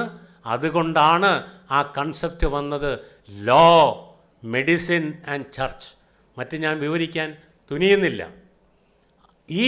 ഈ ഇത്തരത്തിൽ പ്രാധാന്യമുള്ള ഒരു പ്രൊഫഷൻ, അതിൻ്റെ യോഗ്യത നേടാൻ പഠിക്കുന്ന നിങ്ങളെ സംബന്ധിച്ചിടത്തോളം ഇവിടെ വന്ന് ചേരുവാൻ ഇത്രയ്ക്ക് മനോഹരമായ ഒരു സ്ഥാപനത്തിൽ, ഞാൻ വാസ്തവത്തിൽ ഇവിടെ വരുന്നതിന് മുമ്പ് ഇത്രയും മനസ്സിലാക്കിയിരുന്നില്ല. ഈ ക്യാമ്പസിലേക്ക് കടന്നു കഴിഞ്ഞപ്പോഴാണ് എത്രക്ക് മനോഹരമായ സൗകര്യങ്ങളാണ് ഇവിടെ വിദ്യാർത്ഥികൾക്ക് ഒരുക്കിയിട്ടുള്ളത്. എത്ര സൗകര്യങ്ങളാണ്. ഈ സൗകര്യങ്ങൾ ഉപയോഗിച്ച് പഠിക്കുമ്പോൾ ഞാൻ 1-2 ചെറിയ കാര്യങ്ങൾ പറയാം. കേൾക്കുമ്പോൾ ചിലപ്പോൾ അപ്രധാനമെന്ന് തോന്നും. ചില ആൾക്കൊക്കെ ഒരു ധാരണയുണ്ട്, മറ്റേ ആൾക്കുള്ള ആ റാങ്ക് മേടിക്കുന്ന, ആ ഡിസ്റ്റിങ്ഷൻ വാങ്ങിക്കുന്ന ആൾക്കുള്ള കഴിവ് എനിക്കില്ല, അതൊക്കെ അവർക്ക് ചെറുപ്പം മുതലേ കിട്ടിയതാണ്, എനിക്കില്ല. എനിക്ക് വേണേൽ കഷ്ടപ്പെട്ടാൽ പഠിച്ച് പാസ്സാകാം എന്നേ ഉള്ളൂ. റാങ്കും ഡിസ്റ്റിങ്ഷനൊക്കെ വാങ്ങിക്കാൻ മറ്റുള്ളവർക്കേ കഴിവുള്ളൂ. തെറ്റാണ്. ഇവിടെ പഠിക്കുന്ന ഈ 180 വിദ്യാർത്ഥികളും ഒരുപോലെ തന്നെ റാങ്ക് മേടിക്കാൻ സമർത്ഥരും കഴിവുള്ളവരും യോഗ്യതയുള്ളവരും അർഹതയുള്ളവരുമാണെന്ന് അടിവരയിട്ട് പറയാൻ ഞാൻ ആഗ്രഹിക്കുന്നു. എന്താ കാര്യം? ഈ റാങ്ക് മേടിക്കുന്നവരെക്കുറിച്ച് നിങ്ങൾ അന്വേഷിച്ചിട്ടുണ്ടോ? കൂടുതൽ മാർക്ക് മേടിക്കുന്നവരെക്കുറിച്ച് അന്വേഷിച്ചിട്ടുണ്ടോ? അവർ പ്രത്യേക കഴിവുള്ളവരാണെന്നാണ് നമ്മൾ തെറ്റിദ്ധരിച്ച് വിശ്വസിച്ച് പോരുന്നത്. അവർ ഏത് സമയത്ത് അവർ പഠിക്കുന്നു, ഏത് സമയത്ത് അവർ എഴുന്നേൽക്കുന്നു, എത്ര സമയം രാവിലെ പഠിക്കാൻ ചെലവഴിക്കുന്നു, എത്ര സമയം കോളേജിൽ വന്നാൽ അവരെങ്ങനെ ശ്രദ്ധിക്കുന്നു, എത്ര സമയം വൈകുന്നേരം പഠിക്കാൻ ചെലവഴിക്കുന്നു, അവർ ജീവിതം എങ്ങനെ ക്രമീകരിച്ചിരിക്കുന്നു. അപ്പോൾ നമുക്ക് മനസ്സിലാകും നമ്മിൽ നിന്നും തുലോം വ്യത്യസ്തമായ ഏത് ജീവിത സാഹചര്യത്തിൽ വളരുന്നവരായാലും നമ്മിൽ നിന്നും വ്യത്യസ്തമായി വളരെ നിഷ്ഠയോടെ അവരുടെ ജീവിതം ക്രമീകരിച്ച് നല്ല പോലെ വളരുന്നത് കൊണ്ടാണ്, പഠിക്കുന്നത് കൊണ്ടാണ് അവർക്ക് ആ നല്ല വിജയം, ഡിസ്റ്റിങ്ഷൻ, റാങ്ക് ഒക്കെ ഉണ്ടാകുന്നത് എന്ന യാഥാർത്ഥ്യം മനസ്സിലാകും. അവർ സ്വീകരിക്കുന്ന നിലപാട് നാമും സ്വീകരിച്ചാൽ നമുക്കും അത് വളരെ എളുപ്പം സാധ്യമാക്കാൻ കഴിയും. ചിലർക്കെങ്കിലും ഒരു വിചാരമുണ്ട്, എന്താ, എൻ്റെ അച്ഛനും അമ്മയ്ക്കും പണമുള്ളത് കൊണ്ടാണ് എനിക്ക് ഇതേപോലെ നല്ല സ്ഥാപനത്തിൽ പഠിക്കാൻ കഴിയുന്നത്, ഞങ്ങളുടെ സ്വന്തം പണത്തിൻ്റെ ആ കഴിവ് കൊണ്ടാണ്, ഫലമായിട്ടാണെന്ന്. തെറ്റിദ്ധാരണയാണ്. എത്ര പണമുണ്ടായാലും ഇതുപോലുള്ള സ്ഥാപനമുണ്ടായാൽ മാത്രമേ ആ അവസരം കിട്ടൂ. പഠിപ്പിക്കുന്ന നല്ല അധ്യാപകരുണ്ടാവണം, കോളേജ് ഉണ്ടാവണം, പഠിപ്പിക്കുന്നവരുണ്ടാവണം, പഠിപ്പിക്കുന്ന വിഷയങ്ങളുണ്ടാവണം. ഈ സമൂഹം സൃഷ്ടിച്ചിട്ടുള്ള വസ്തുക്കൾ ഉണ്ടെങ്കിൽ മാത്രമേ നമുക്ക് ജീവിക്കുവാനും നമുക്ക് എത്ര പണമുണ്ടായാലും പഠിക്കുവാനും ഒക്കെ സാധിക്കൂ.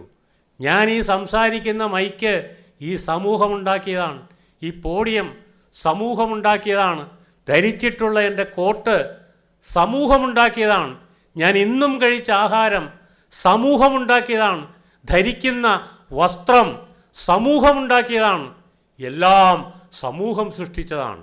ആ സമൂഹമില്ല എങ്കിൽ, ആ സമൂഹത്തിൻ്റെ ഈ സൃഷ്ടികളില്ല എങ്കിൽ നമ്മളില്ല, നമുക്ക് വിദ്യാഭ്യാസമില്ല, നമുക്ക് ജീവിതമില്ല എന്ന യാഥാർത്ഥ്യം എളിമയോടെ മനസ്സിലാക്കണം. അത് മനസ്സിലാക്കുമ്പോൾ മാത്രമാണ് സമൂഹത്തോട് നമുക്ക് നിർവഹിക്കാനുള്ള ബാധ്യത, നിർവഹിക്കാനുള്ള പ്രാപ്തി, മാനസികാവസ്ഥ കൈവരിക്കാൻ നമുക്ക് കഴിയൂ. പിന്നെയുണ്ട് ചില കുട്ടികൾക്ക്, ചിലപ്പോൾ കുട്ടികളാണ്, ഇതിൽ തന്നെ പ്രായപൂർത്തി ആവാത്തവർ കാണും, ധാരാളം പ്രായപൂർത്തി ആയവരും കാണും. ചില തെറ്റുകളൊക്കെ പറ്റും വിദ്യാർത്ഥികൾക്ക്, ചില തെറ്റുകൾ, ചെറിയ ചെറിയ തെറ്റുകൾ, ചിലപ്പോൾ ഗൗരവമുള്ളത് ഒക്കെ പറ്റും. ഇതെല്ലാം നിയമപരമായി നടപടി നീക്കേണ്ട കാര്യങ്ങളാണെങ്കിൽ ആയിക്കോണം.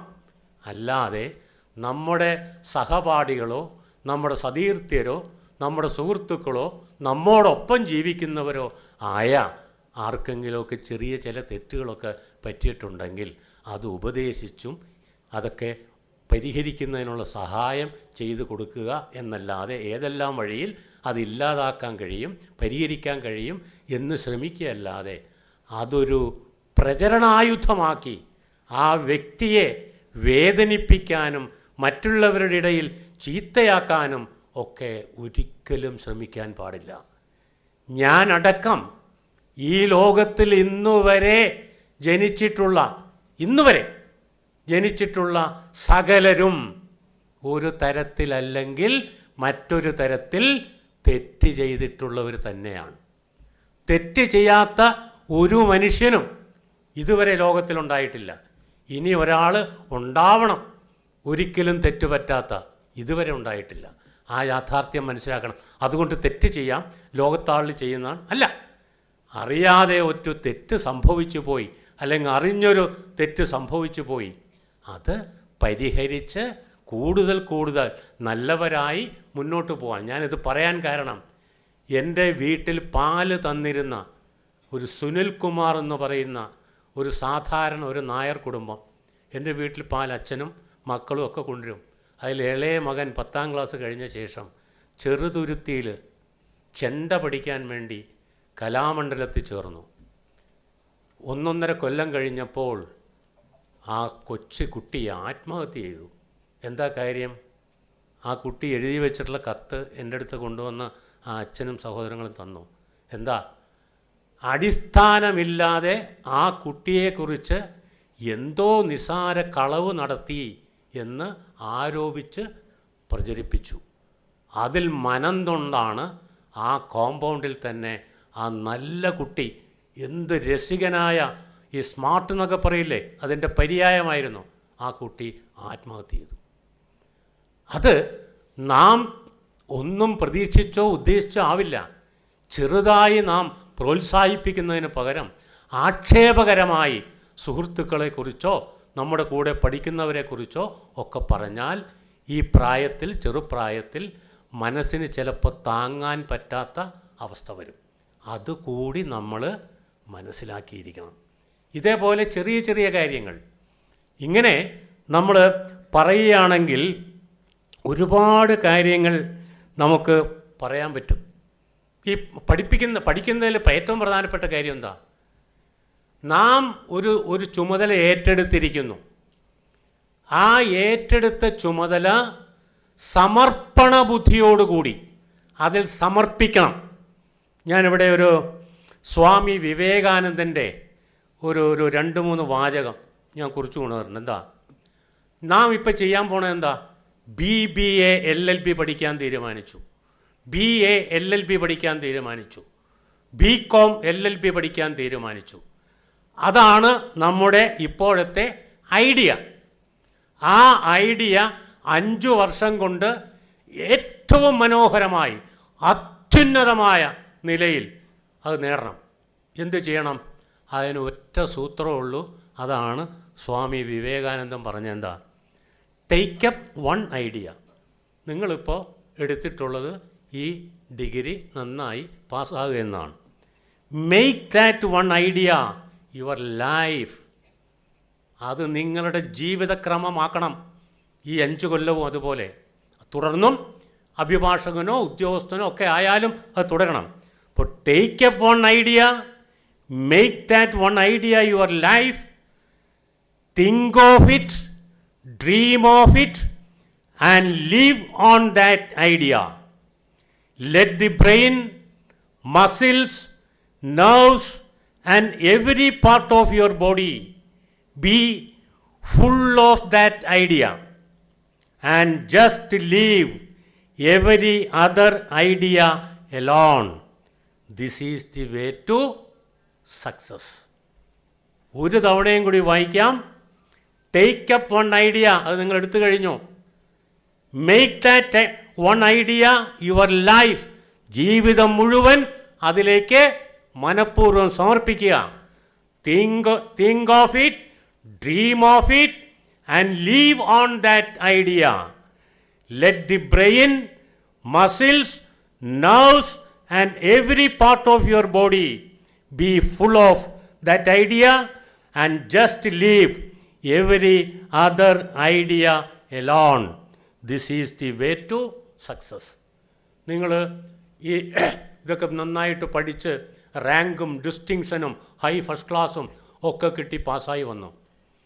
അങ്ങനെ പാസ്സായി നിങ്ങൾ സമൂഹത്തിൽ ഇറങ്ങുന്നു, കുടുംബജീവിതം ആരംഭിക്കാൻ തുടങ്ങുന്നു. അവിടെയൊക്കെ ഇത് സഹായിക്കണം. നിങ്ങളുടെ വിദ്യാഭ്യാസം സഹായിക്കണം. നിങ്ങൾക്ക് വെറും സർട്ടിഫിക്കറ്റ് സമ്പാദിക്കുക എന്ന ഉദ്ദേശം മാത്രമാണോ?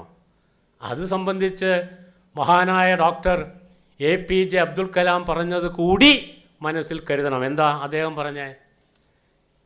Your degree is only a piece of paper. The real education is seen in your behaviour. സൽസ്വഭാവവും സംസ്കാര സമ്പന്നതയും ഉള്ളവരായി പഠിച്ച് നാം പുറത്തിറങ്ങണം. വലിയ മാർക്ക് വാങ്ങുമ്പോഴും വലിയ ഉന്നത വിജയം കരസ്ഥമാക്കുമ്പോഴും നമ്മുടെ ക്യാരക്ടർ, നമ്മുടെ സ്വഭാവം അത് കൂടുതൽ കൂടുതൽ മെച്ചപ്പെട്ടത്, മേന്മയുള്ളത്, ശുദ്ധം ആയിട്ടുള്ളത് ആയി വളരുകയും വേണം. എങ്കിലേ നാം ഉന്നത ബിരുദം കരസ്ഥമാക്കിയത് കൊണ്ട് അർഹിക്കുന്ന നല്ല സിറ്റിസൻസായി മാറുകയുള്ളൂ. ഇതേപോലെ കുറേ കാര്യങ്ങൾ ഇങ്ങനെ പറഞ്ഞു പോയാൽ സമയം കൂടും. ഞാൻ ജഡ്ജിയായിരുന്ന ഒരാളാണ്. ഞാൻ 16 കൊല്ലം വക്കീലായിരുന്നു, 16.5 കൊല്ലം ജില്ലാ ജഡ്ജിയായിരുന്നു, 5 കൊല്ലത്തോളം ഹൈക്കോടതി ജഡ്ജിയായിരുന്നു, 3 കൊല്ലത്തോളം ഹൈക്കോടതി ജഡ്ജിൻ്റെ സ്റ്റാറ്റസിൽ തന്നെ ആംഡ് ഫോഴ്സസ് ട്രിബ്യൂണൽ ജഡ്ജിയായിരുന്നു. അത് തീരുന്നതിന് മുമ്പ് ലോകായുക്തയിൽ ഉപലോകായുക്തയായ 5 വർഷം. അങ്ങനെ ഏതാണ്ട് 45 വർഷം ഈ നിയമരംഗത്ത് പല മേഖലയിൽ, ഒരു പക്ഷേ ഇന്ത്യയിൽ എന്നെപ്പോലെ നിയമ മേഖലയിൽ ഭാഗ്യം സിദ്ധിച്ച അധികം ജഡ്ജിമാരുണ്ടെന്ന് എനിക്ക് തോന്നുന്നില്ല. ഇന്ത്യയുടെ നാനാഭാഗത്ത് ചെന്നൈയിൽ, ഹൈദരാബാദിൽ, മുംബൈയിൽ, ജോധ്പൂരിൽ, ജബൽപൂരിൽ, ജയ്പൂരിൽ, കൊൽക്കത്തയിൽ, ചണ്ഡീഗറിൽ, ഡൽഹിയിൽ, കൊച്ചിയിൽ എന്ന് വേണ്ട രാജ്യത്തിൻ്റെ നാനാമേഖലകളിൽ പോയി ആഴ്ചകളോളം സംസാരിക്കാനും അവിടെയുള്ള കോടതികളിൽ, ഈ ആംഡ് ഫോഴ്സസ് ട്രിബ്യൂണലുകളിൽ ആയിരക്കണക്കിന് കേസുകൾ വാദം കേൾക്കാനും അവിടെ ഇരുന്ന് തന്നെ ആയിരക്കണക്കിന് കേസുകളിൽ ജഡ്ജ്മെൻ്റ് വിധി ഡിക്റ്റേറ്റ് ചെയ്യാനും ഒക്കെ ഭാഗ്യമുണ്ടായ ഒരു പാവപ്പെട്ട സാധാരണക്കാരനാണ് ഞാൻ. നിങ്ങളുടെ മാതാപിതാക്കളെയൊക്കെ സ്നേഹിക്കുന്ന നല്ല കുട്ടികളാണ്. എനിക്ക് ചെറുപ്പത്തിലെ 10 വയസ്സുള്ളപ്പോൾ, നിങ്ങൾ ക്ഷമിക്കുക ഇതൊക്കെ പറയണത്, 10 വയസ്സുള്ളപ്പോൾ എൻ്റെ പിതാവ് നഷ്ടപ്പെട്ടു പോയി. അദ്ദേഹം എറണാകുളം സെയിൻറ്റ് ആൽബർട്ട്സ് ഹൈസ്കൂളിൽ അധ്യാപകനായിരുന്നു. ആ പിതാവ് മരിക്കുന്നത് വരെ ഞാൻ ചെറുപ്പത്തിൽ വളർന്ന പോലെയുള്ള ജീവിത സാഹചര്യങ്ങൾ അധികമാർക്കും ഉണ്ടായിട്ടില്ല എന്നുകൂടി, നല്ല സൗകര്യങ്ങൾ എന്നുകൂടി ഞാൻ ഓർക്കുകയാണ്. പക്ഷേ എൻ്റെ പിതാവ് 65-ൽ എനിക്ക് 10 വയസ്സുള്ളപ്പോൾ മരിച്ച ശേഷം ഞങ്ങൾ 5 മക്കൾ, മൂത്തയാൾ 10ാം ക്ലാസ്സിൽ പഠിക്കുന്ന പെൺകുട്ടി, രണ്ടാമത്തെ ആൾ എന്നേക്കാൾ 2.5 വയസ്സ് മൂത്ത ആൺകുട്ടി 6ാം ക്ലാസ്സിൽ പഠിക്കുന്നു, ഞാൻ 10 വയസ്സുകാരൻ 5ാം ക്ലാസ്സിൽ പഠിക്കുന്നു, നേരെ ഇളയ പെൺകുട്ടി അനിയത്തി, അവൾ 3ാം ക്ലാസ്സിൽ പഠിക്കുന്നു, ഏറ്റവും ഇളയ അനിയൻ 5 വയസ്സുകാരൻ 1ാം ക്ലാസ്സിൽ ചേർത്തിട്ടില്ല, അമ്മ 43 വയസ്സുള്ള വിധവ. നല്ല അന്തരീക്ഷമല്ലേ? പക്ഷേ കുറേ ഭൂമി ഉണ്ടായിരുന്നു, അതിൽ നിന്ന് ധാരാളം തേങ്ങ കിട്ടുമായിരുന്നു, ഒരുപാട് വിളക്കുകൾ, ഓടിൻ്റെ വിളക്കുകളും ചെമ്പും ഉരുളിയും മറ്റ് സാമഗ്രികളുമൊക്കെ വീട്ടിലുണ്ടായിരുന്നു, പറമ്പിൽ ധാരാളം മരങ്ങളുണ്ടായിരുന്നു. ഇതെല്ലാം ഞങ്ങളുടെ വളർച്ചയിൽ ഒരുപാട് സഹായിച്ചിട്ടുണ്ട് എന്ന് പറഞ്ഞാൽ വിറ്റുകൾ എന്നിട്ടുണ്ട് പോലെ. അപ്പം അതൊക്കെ ബുദ്ധിമുട്ടില്ലാതെ ജീവിക്കുന്നതിന് പിന്നെ തേങ്ങയും കിട്ടുമായിരുന്നു. പിന്നെ അമ്മാവന്മാരും ഞങ്ങളുടെ മേൽനോട്ടം വഹിക്കാൻ, പിന്നെ എൻ്റെ അമ്മയുടെ അപ്പൻ വലിയ പണ്ഡിതനായിരുന്ന അപ്പൂപ്പനും ഉണ്ടായിരുന്നു. ഇതൊക്കെ കൊണ്ട് പാറാപറന്തലായി പോകുന്ന സാഹചര്യത്തിൽ നിന്നും നന്നായി പഠിക്കുവാനുള്ള സാഹചര്യം എൻ്റെ അമ്മ ബോധപൂർവം സൃഷ്ടിച്ചിരുന്നു. എൻ്റെ മക്കൾ അല്ലലില്ലാതെ വളരുകയും പഠിക്കുകയും ഈ സമൂഹത്തിൽ വളർന്ന് ഉയർന്ന് തലയുയർത്തിപ്പിടിച്ച് നടക്കുന്നവരായി, സത്യസന്ധമായി ജീവിക്കുന്നവരായി വളരണം എന്നെൻ്റെ അമ്മയ്ക്ക് നിർബന്ധമുണ്ടായിരുന്നു. ഇടയ്ക്കിടെ അമ്മ പറയുമായിരുന്നു, അപ്പനില്ലാത്ത മക്കൾ സൂര്യപ്രകാശമേൽക്കാത്തവരാണ്. അപ്പൻ സൂര്യനാണ്, പ്രകാശം ഏൽപ്പിക്കുന്ന സൂര്യനാണ്. ആ സൂര്യൻ ചെറുപ്പത്തിലേ എനിക്ക് നഷ്ടപ്പെട്ടു പോയി. ഒരു കഥ പറയാൻ വേണ്ടി പറഞ്ഞതല്ല, നിങ്ങളെ ഇതുപോലുള്ള സ്ഥാപനത്തിലേക്ക് പണം മുടക്കി നിങ്ങളുടെ കഴിവ് കൊണ്ടും നിങ്ങളുടെ പരീക്ഷയിലെ വിജയം കൊണ്ടും മറ്റ് കാര്യങ്ങൾ കൊണ്ടുമൊക്കെയാണ് നിങ്ങളിവിടെ എത്തിയതെങ്കിലും ഇതിൻ്റെ പിന്നിൽ നിങ്ങളെക്ക് ജനനം നൽകി വളർത്തി വലുതാക്കി ഈ സ്ഥാപനത്തിലേക്ക് അയക്കുന്ന അമ്മയും അച്ഛനും എന്നും നിങ്ങളുടെ സ്നേഹവും ആദരവും അർഹിക്കുന്നവരാണ്. അവരില്ലായിരുന്നുവെങ്കിൽ, നിങ്ങളില്ലായിരുന്നു, ജീവിതകാലം മുഴുവൻ അവരോടുള്ള ആ ആദരവ്, നന്ദി, കടപ്പാട് എനിക്ക് നെഞ്ചത്ത് കൈവച്ച് പറയാൻ കഴിയും, 43 വയസ്സിൽ വിധവയായ എൻ്റെ അമ്മ 96 വയസ്സിൽ മരിക്കുന്നത് വരെ അമ്മയ്ക്ക് അന്തസ്സായി ജീവിക്കുവാനുള്ള എല്ലാ സൗകര്യവും ഒരുക്കി കൊടുക്കുവാൻ എന്നെക്കൊണ്ടും അമ്മയുടെ മക്കളെ കൊണ്ടും കഴിഞ്ഞിട്ടുണ്ട്. അതെല്ലാം വേണ്ടുവോളം ആസ്വദിച്ച് തന്നെയാണ് എൻ്റെ അമ്മ 96 വയസ്സിൽ മരിച്ചത്. നിങ്ങൾക്കും ആ വിചാരമുണ്ടാവണം. നിങ്ങളുടെ അച്ഛൻ, സൂര്യപ്രകാശമേകുന്ന ആ അച്ഛൻ, എന്നും വെളിച്ചം വരുന്ന പ്രകാശം പകരുന്ന അച്ഛനാണെന്നുള്ള തോന്നലുണ്ടാവണം. അതിൽ നിന്ന് ഒരിക്കലും ഒരു സാഹചര്യത്തിലും വ്യതിചലിക്കാൻ പാടില്ല എന്ന ചെറിയൊരു ഉപദേശം ആ അമ്മയോടും അച്ഛനോടും അതുപോലെ ആദരവോടെ പ്രവർത്തിക്കണം, കാണണം എന്നുകൂടി പറയാൻ ഞാൻ ആഗ്രഹിക്കുന്നു. ഇനി ഞാൻ നേരത്തെ പറഞ്ഞ നിയമമേഖലയിൽ പ്രവർത്തിച്ച ആളെന്ന നിലയിൽ ഈ പുസ്തകം കൊണ്ടുവന്നതൊന്നും കണ്ട് പേടിക്കണ്ട. അതിൽ നിന്ന് ഒരു വാക്ക് മാത്രം, ചുരുങ്ങിയ സമയമെടുത്തുകൊണ്ട് ഒരു വാക്ക് മാത്രം വിശദീകരിക്കാൻ ഞാൻ ആഗ്രഹിക്കുന്നു. നിങ്ങൾ നിയമം പഠിക്കാൻ പോകുന്നതല്ലേ, ഒരു ചെറിയ ക്ലാസ്, വളരെ ലഘുവായിട്ടുള്ള. എന്താ, ഞാൻ നേരത്തെ പറഞ്ഞു, 2 നൂറ്റാണ്ട് ഭരിച്ച ബ്രിട്ടീഷുകാരെ കെട്ടുകെട്ടിച്ച് 47 ആഗസ്റ്റ് 15 ഇന്ത്യ സ്വതന്ത്രയായി. ഇന്ത്യക്ക് ഒരു ഭരണഘടനാ നിർമ്മാണ, എൻ്റെ ചരിത്രം മുഴുവൻ പറയുന്നില്ല, ഭരണഘടനാ നിർമ്മാണ സഭയുണ്ടായി. ആ ഭരണഘടനാ നിർമ്മാണ സഭ 2 കൊല്ലവും 11 മാസവും 17 ദിവസവും എടുത്ത് കൂലങ്കഷമായി ചിന്തിച്ച് പഠിച്ച് ചർച്ച ചെയ്ത് ഇന്ത്യക്ക് ഒരു ഭരണഘടനയുണ്ടാക്കി. ആ ഭരണഘടനാ നിർമ്മാണ സഭ 1949 നവംബർ മാസം 26 തീയതി അംഗീകരിച്ചു. അന്ന് തന്നെ ചില വകുപ്പുകൾ, അതിൻ്റെ ഞാൻ ഈ അനുച്ഛേദം എന്നോ ആർട്ടിക്കിൾ എന്നൊന്നും പറയുന്നില്ല, അതിന് വകുപ്പെന്നേ പറയുന്നുള്ളൂ, ചില വകുപ്പുകൾ അപ്പോൾ തന്നെ നടപ്പിലായി. പിന്നെ ബാക്കിയുള്ളതെല്ലാം 2 മാസം കഴിഞ്ഞ് 1950 ജനുവരി 26 നടപ്പിൽ വന്നു ഭരണഘടന. ആ ഭരണഘടന പ്രകാരം 50 നടപ്പിൽ വന്ന, ജനുവരി 26 നടപ്പിൽ വന്ന ഭരണഘടന പ്രകാരം ഇന്ത്യ എങ്ങനെയുള്ള രാജ്യമായിരുന്നു? എങ്ങനെയുള്ള രാജ്യമായിരുന്നു? ഒരാൾ പറഞ്ഞേ. 1950 ജനുവരി 26 നടപ്പിലായ ഭരണഘടന പ്രകാരം ഇന്ത്യയുടെ സ്വഭാവം എന്തായിരുന്നു? ഒരാൾക്ക് പറയാമോ? വിദ്യാർത്ഥികളിൽ നിസ്സാരമാണ്, നിങ്ങൾക്കറിയാം. ഇന്ത്യ സോവറിൻ ഡെമോക്രാറ്റിക് റിപ്പബ്ലിക് ആയിരുന്നു. എന്ന് വെച്ചാൽ സോവറിനിറ്റി എന്ന് പറഞ്ഞാൽ നിങ്ങൾക്കറിയാം, നിങ്ങൾ പഠിക്കും. ഓസ്റ്റിൻ്റെ സോവറിനിറ്റിയെക്കുറിച്ചുള്ള ഡെഫിനിഷനും മറ്റത് മറിച്ചൊക്കെ നിങ്ങൾ പഠിക്കും, അതൊന്നും ഞാൻ പറയുന്നില്ല. പരമാധികാരമുള്ള രാജ്യത്തെയാണ്, മറ്റൊരു രാജ്യത്തിനും നമ്മുടെ മേൽ അധികാരമില്ല. പരമാധികാരമുള്ള രാജ്യമാണ് ഇന്ത്യ.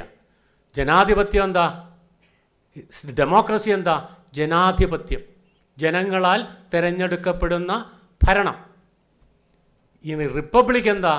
റിപ്പബ്ലിക് എന്ന് പറയുന്നത് ജനങ്ങളാൽ തിരഞ്ഞെടുക്കപ്പെട്ട, ജനങ്ങളോട് ഉത്തരവാദിത്വമുള്ള, പരമാധികാരം നിലനിൽക്കുന്ന ഒരു രാജ്യത്തെയാണ് റിപ്പബ്ലിക് എന്ന് പറയുന്നത്.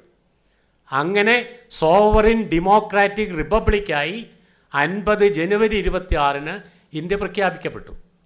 പിന്നീട് കുറേ കഴിഞ്ഞപ്പോൾ ശ്രീമതി ഇന്ദിരാഗാന്ധി പ്രധാനമന്ത്രിയായിരുന്ന കാലത്ത് 1975 അടിയന്തരാവസ്ഥയുണ്ടായി. അടിയന്തരാവസ്ഥയെക്കുറിച്ച് പറയാനില്ല. അന്ന് ഭരണഘടനയ്ക്ക് ഈ ഭരണഘടനയുടെ ആമുഖത്തിൽ ഒരു വലിയ മാറ്റം വരുത്തി. അത് 1976 42 ഭരണഘടനാ ഭേദഗതിയിലൂടെയാണ്. അതിലൂടെ ഇതിൻ്റെ ആമുഖത്തിൽ എന്ത് മാറ്റം വരുത്തിയ? ഇന്ത്യയുടെ സ്വഭാവത്തിൽ സോവറിൻ ഡെമോക്രാറ്റിക് റിപ്പബ്ലിക്കിന് പകരം sovereign socialist secular democratic republic എന്നാക്കി. സോഷ്യലിസ്റ്റ് എന്ന് പറഞ്ഞാൽ നിങ്ങൾക്കറിയാം, സ്ഥിതി സമത്വ സുന്ദരമായ, സമ്പത്തിലും സാമൂഹ്യ ജീവിതത്തിലും വലിയ അന്തരമില്ലാതെ എല്ലാവർക്കും തുല്യ പങ്കാളിത്തവും സ്ഥാനമാനങ്ങളുമൊക്കെയുള്ള അന്തസ്സുള്ള ഒരു സംവിധാനമാണ് സോഷ്യലിസം, അല്ലേ? അതാണ് അതിൻ്റെ സങ്കല്പം. ഇന്ത്യ ഒരു സോഷ്യലിസ്റ്റ് രാജ്യമായി സങ്കല്പിക്കുന്നു, അല്ലെങ്കിൽ ഈ രാജ്യത്ത് സ്ഥിതി സമത്വ സുന്ദരമായ ഒരു ക്രമം പുലരണമെന്ന ആശയാണ് വാസ്തവത്തിൽ അതിലൂടെ മുന്നോട്ട് വെച്ചത്. ഇതൊന്നും ഇനി ഞാൻ പറയുന്നില്ല, സെക്യുലറിസത്തെക്കുറിച്ച് മാത്രമാണ് ഞാൻ പറയുന്നത്. എന്താ സെക്യുലറിസം? ചില അധ്യാപകന്മാർ പോലും ഈ പ്രൈമറി ക്ലാസ്സിലൊക്കെ തെറ്റിച്ച് പറയാറുണ്ട്. മതേതരത്വം എന്ന് പറയും. മതേതരത്വം എന്ന് പറഞ്ഞ അർത്ഥം വിവിധ മതങ്ങൾക്ക് നിർബാധം സ്വതന്ത്രമായി ഇഷ്ടം പോലെ പ്രവർത്തിക്കാനുള്ള അവകാശം, മതേതരത്വം എന്ന് പറയുന്നത് ഞാൻ കേട്ടിട്ടുണ്ട്.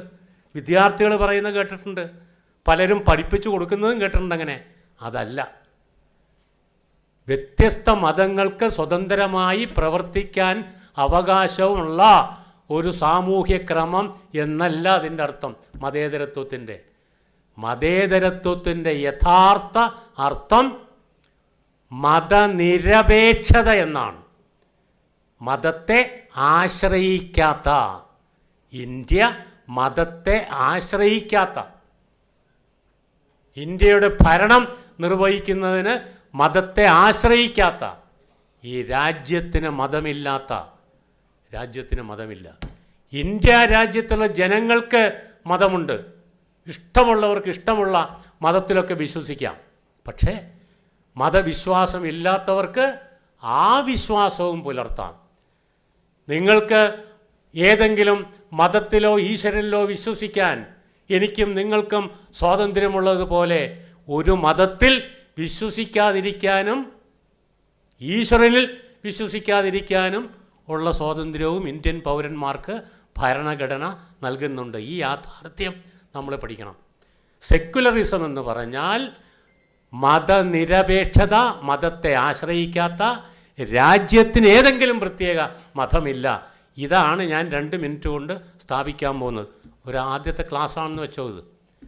അതായത് സെക്യുലറിസം ഇപ്പോൾ ഭരണഘടനയുടെ ആമുഖത്തിൽ എഴുതി ചേർത്തപ്പോൾ ഉണ്ടായതല്ല.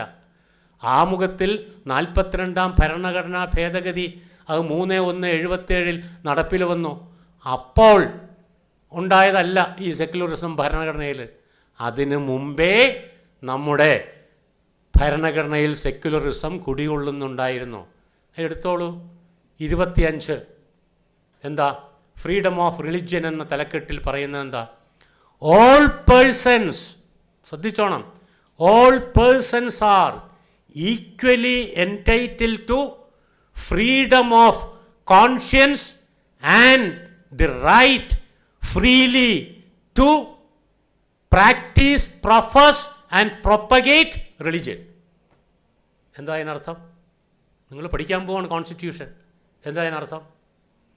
ഈ രാജ്യത്ത് ജീവിക്കുന്ന പൗരന്മാർക്ക് മാത്രമല്ല, പൗരന്മാർക്കാണ് മൗലികാവകാശങ്ങളിൽ fundamental freedoms, article 19 fundamental freedoms, അതെല്ലാം സിറ്റിസൻസിനാണ്. എന്നാൽ ഇതോ ഓൾ പേഴ്സൺസ്, ഇന്ത്യയിൽ ജീവിക്കുന്ന എല്ലാ ആളുകൾക്കും equally entitle to freedom of conscience. വലിയ മതം അതിന് കൂടുതൽ അവകാശങ്ങൾ. ചെറിയ മതം, ഇപ്പോൾ പാഴ്സി മതം അല്ലെങ്കിൽ ജൈന മതം അല്ലെങ്കിൽ ഇന്ത്യയെ സംബന്ധിച്ചിടത്തോളം ഇപ്പോൾ ബുദ്ധമതം അല്ലെങ്കിൽ ക്രിസ്തു മതം ചെറിയ മതമാണ്. ഹിന്ദു മതം വളരെ വലുതാണ്. അതിനേക്കാൾ കുറച്ചുകൂടി ചെറുതാണെങ്കിലും നേരത്തെ പറഞ്ഞ മതങ്ങളെക്കാൾ വലുതാണ് ഇസ്ലാം മതം. അവയ്ക്കൊക്കെ കൂടിയ അവകാശങ്ങൾ, ചെറിയ മതങ്ങൾക്ക് കുറഞ്ഞ അവകാശങ്ങൾ ഇല്ല. എല്ലാവർക്കും ഒരുപോലെയുള്ള അവകാശങ്ങളാണ്. അതോടൊപ്പം മതവിശ്വാസത്തിൽ പെടാത്ത മതത്തിൽ വിശ്വസിക്കാത്ത ആളുകൾക്ക്, ഈശ്വരനിൽ വിശ്വസിക്കാത്ത ആളുകൾക്ക് ഫ്രീഡം ഓഫ് കോൺഷ്യൻസ്, മനസാക്ഷി അനുസരിച്ച് ജീവിക്കാനുള്ള അവകാശവും മതവിശ്വാസത്തിനും ഈശ്വരവിശ്വാസത്തിനും അവകാശമുള്ളതുപോലെ ഈ രാജ്യത്തെ പൗരന്മാർക്കുണ്ട്. ഏതെങ്കിലും മതത്തിൽ ഈ നാട്ടിലെ ജനങ്ങൾ വിശ്വസിച്ചോണം എന്ന് നിർബന്ധമില്ല. വിശ്വസിക്കാനും വിശ്വസിക്കാതിരിക്കാനും അവകാശമുണ്ട്.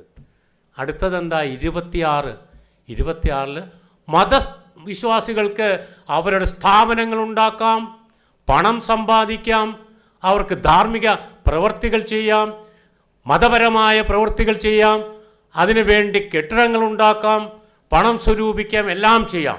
ആ മതത്തിനുള്ള അവകാശം ഭരണഘടനയിലെ മൗലികാവകാശ പട്ടികയിൽ 26 സ്ഥാപിച്ചിട്ടുണ്ട്.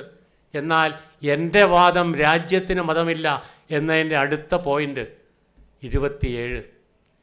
ഏതെങ്കിലും ഒരു മതത്തെ പ്രോത്സാഹിപ്പിക്കുന്നതിനും വളർത്തുന്നതിന് വേണ്ടിയിട്ട് ഇന്ത്യയിലെ ഒരു പൗരന്മാരോടും ഒറ്റ പൈസ പോലും നികുതി പിരിക്കാൻ പാടില്ല. ഇന്ത്യ രാജ്യത്തെ ഭരണാധികാരികൾ, സ്റ്റേറ്റ് എന്ന് പറഞ്ഞാൽ Karnataka state, Kerala state, west Bengal state എന്ന് പറയുന്ന അർത്ഥമല്ല ഭരണഘടനയിൽ. അത് ഭരണഘടനയിലെ 12ാം വകുപ്പിൽ സ്റ്റേറ്റ് എന്ന് പറഞ്ഞാൽ union government, central government, Indian parliament, സംസ്ഥാന ഗവൺമെൻറ്റുകൾ, സംസ്ഥാന നിയമസഭകൾ, കേന്ദ്രത്തിൻ്റെയും സംസ്ഥാനങ്ങളുടെയും കീഴിലുള്ള പൊതുമേഖലാ സ്ഥാപനങ്ങൾ, സുപ്രീം കോടതിയും ഹൈക്കോടതികളും കാലാകാലങ്ങളിൽ വ്യാഖ്യാനിച്ചിട്ടുള്ള ഇൻസ്ട്രുമെൻറ്റാലിറ്റീസ് ഓഫ് ദി സ്റ്റേറ്റ്. അതൊക്കെ നിങ്ങൾക്കറിയാം. KSRTC സ്റ്റേറ്റാണ്, വാട്ടർ അതോറിറ്റി സ്റ്റേറ്റാണ്, ഇൻസ്ട്രുമെൻറ്റാലിറ്റി ഓഫ് ദി സ്റ്റേറ്റാണ്. Kerala state electricity board limited അതൊരു സ്റ്റേറ്റാണ്. അങ്ങനെ 10,000-കണക്കിന് കേന്ദ്ര സംസ്ഥാനങ്ങളുടെ കീഴിൽ 10,000-കണക്കിന് സ്റ്റേറ്റിൻ്റെ നിർവചനത്തിൽ വരുന്ന പൊതുമേഖലാ സ്ഥാപനങ്ങളുണ്ട്. ഇവയും സ്റ്റേറ്റാണ്. അങ്ങനെയുള്ള സ്റ്റേറ്റ് ഈ നികുതി വഴിക്കോ മറ്റു വഴിക്കോ ഏതെങ്കിലും ഒരു മതത്തെ പ്രോത്സാഹിപ്പിക്കാൻ, പണം ഉണ്ടാക്കാൻ പാടില്ല. ഇനി അടുത്തതെന്താ? 28(1) സ്റ്റേറ്റ് എന്ന് പറയുമ്പോൾ നിങ്ങൾ ഓർത്തോണം, ഞാൻ നേരത്തെ പറഞ്ഞ ആർട്ടിക്കിൾ 12 നിർവഹിച്ച പോലുള്ള സ്ഥാപനങ്ങൾ, സ്റ്റേറ്റ്, സെൻട്രൽ ഗവൺമെൻറ്റും സ്റ്റേറ്റ് ഗവൺമെൻറ്റും പൊതുമേഖലാ സ്ഥാപനങ്ങളെല്ലാം, അവയുടെ ചെലവിൽ, സ്റ്റേറ്റിൻ്റെ ചെലവിൽ സ്ഥാപിതമായ വിദ്യാഭ്യാസ സ്ഥാപനങ്ങളിൽ, ഇത് സ്റ്റേറ്റിൻ്റെ ചെലവിൽ സ്ഥാപിതമായ സ്ഥാപനമല്ല, സ്റ്റേറ്റിൻ്റെ പൂർണ്ണ ചെലവിൽ നടക്കുന്ന വിദ്യാഭ്യാസ സ്ഥാപനങ്ങളിൽ മതബോധനമോ മതപ്രബോധനമോ മതപരമായ പ്രാർത്ഥനകളോ നടത്താൻ പാടില്ല. അതെന്താ കാരണം? സ്റ്റേറ്റിന് മതമില്ല. ഈ രാജ്യത്തെ ആളുകൾക്ക് ഇഷ്ടമുള്ള മതത്തിലൊക്കെ വിശ്വസിക്കാം. 28 വകുപ്പ് തന്നെ 3 എടുത്തോളൂ. അതെന്താ പറയണേ?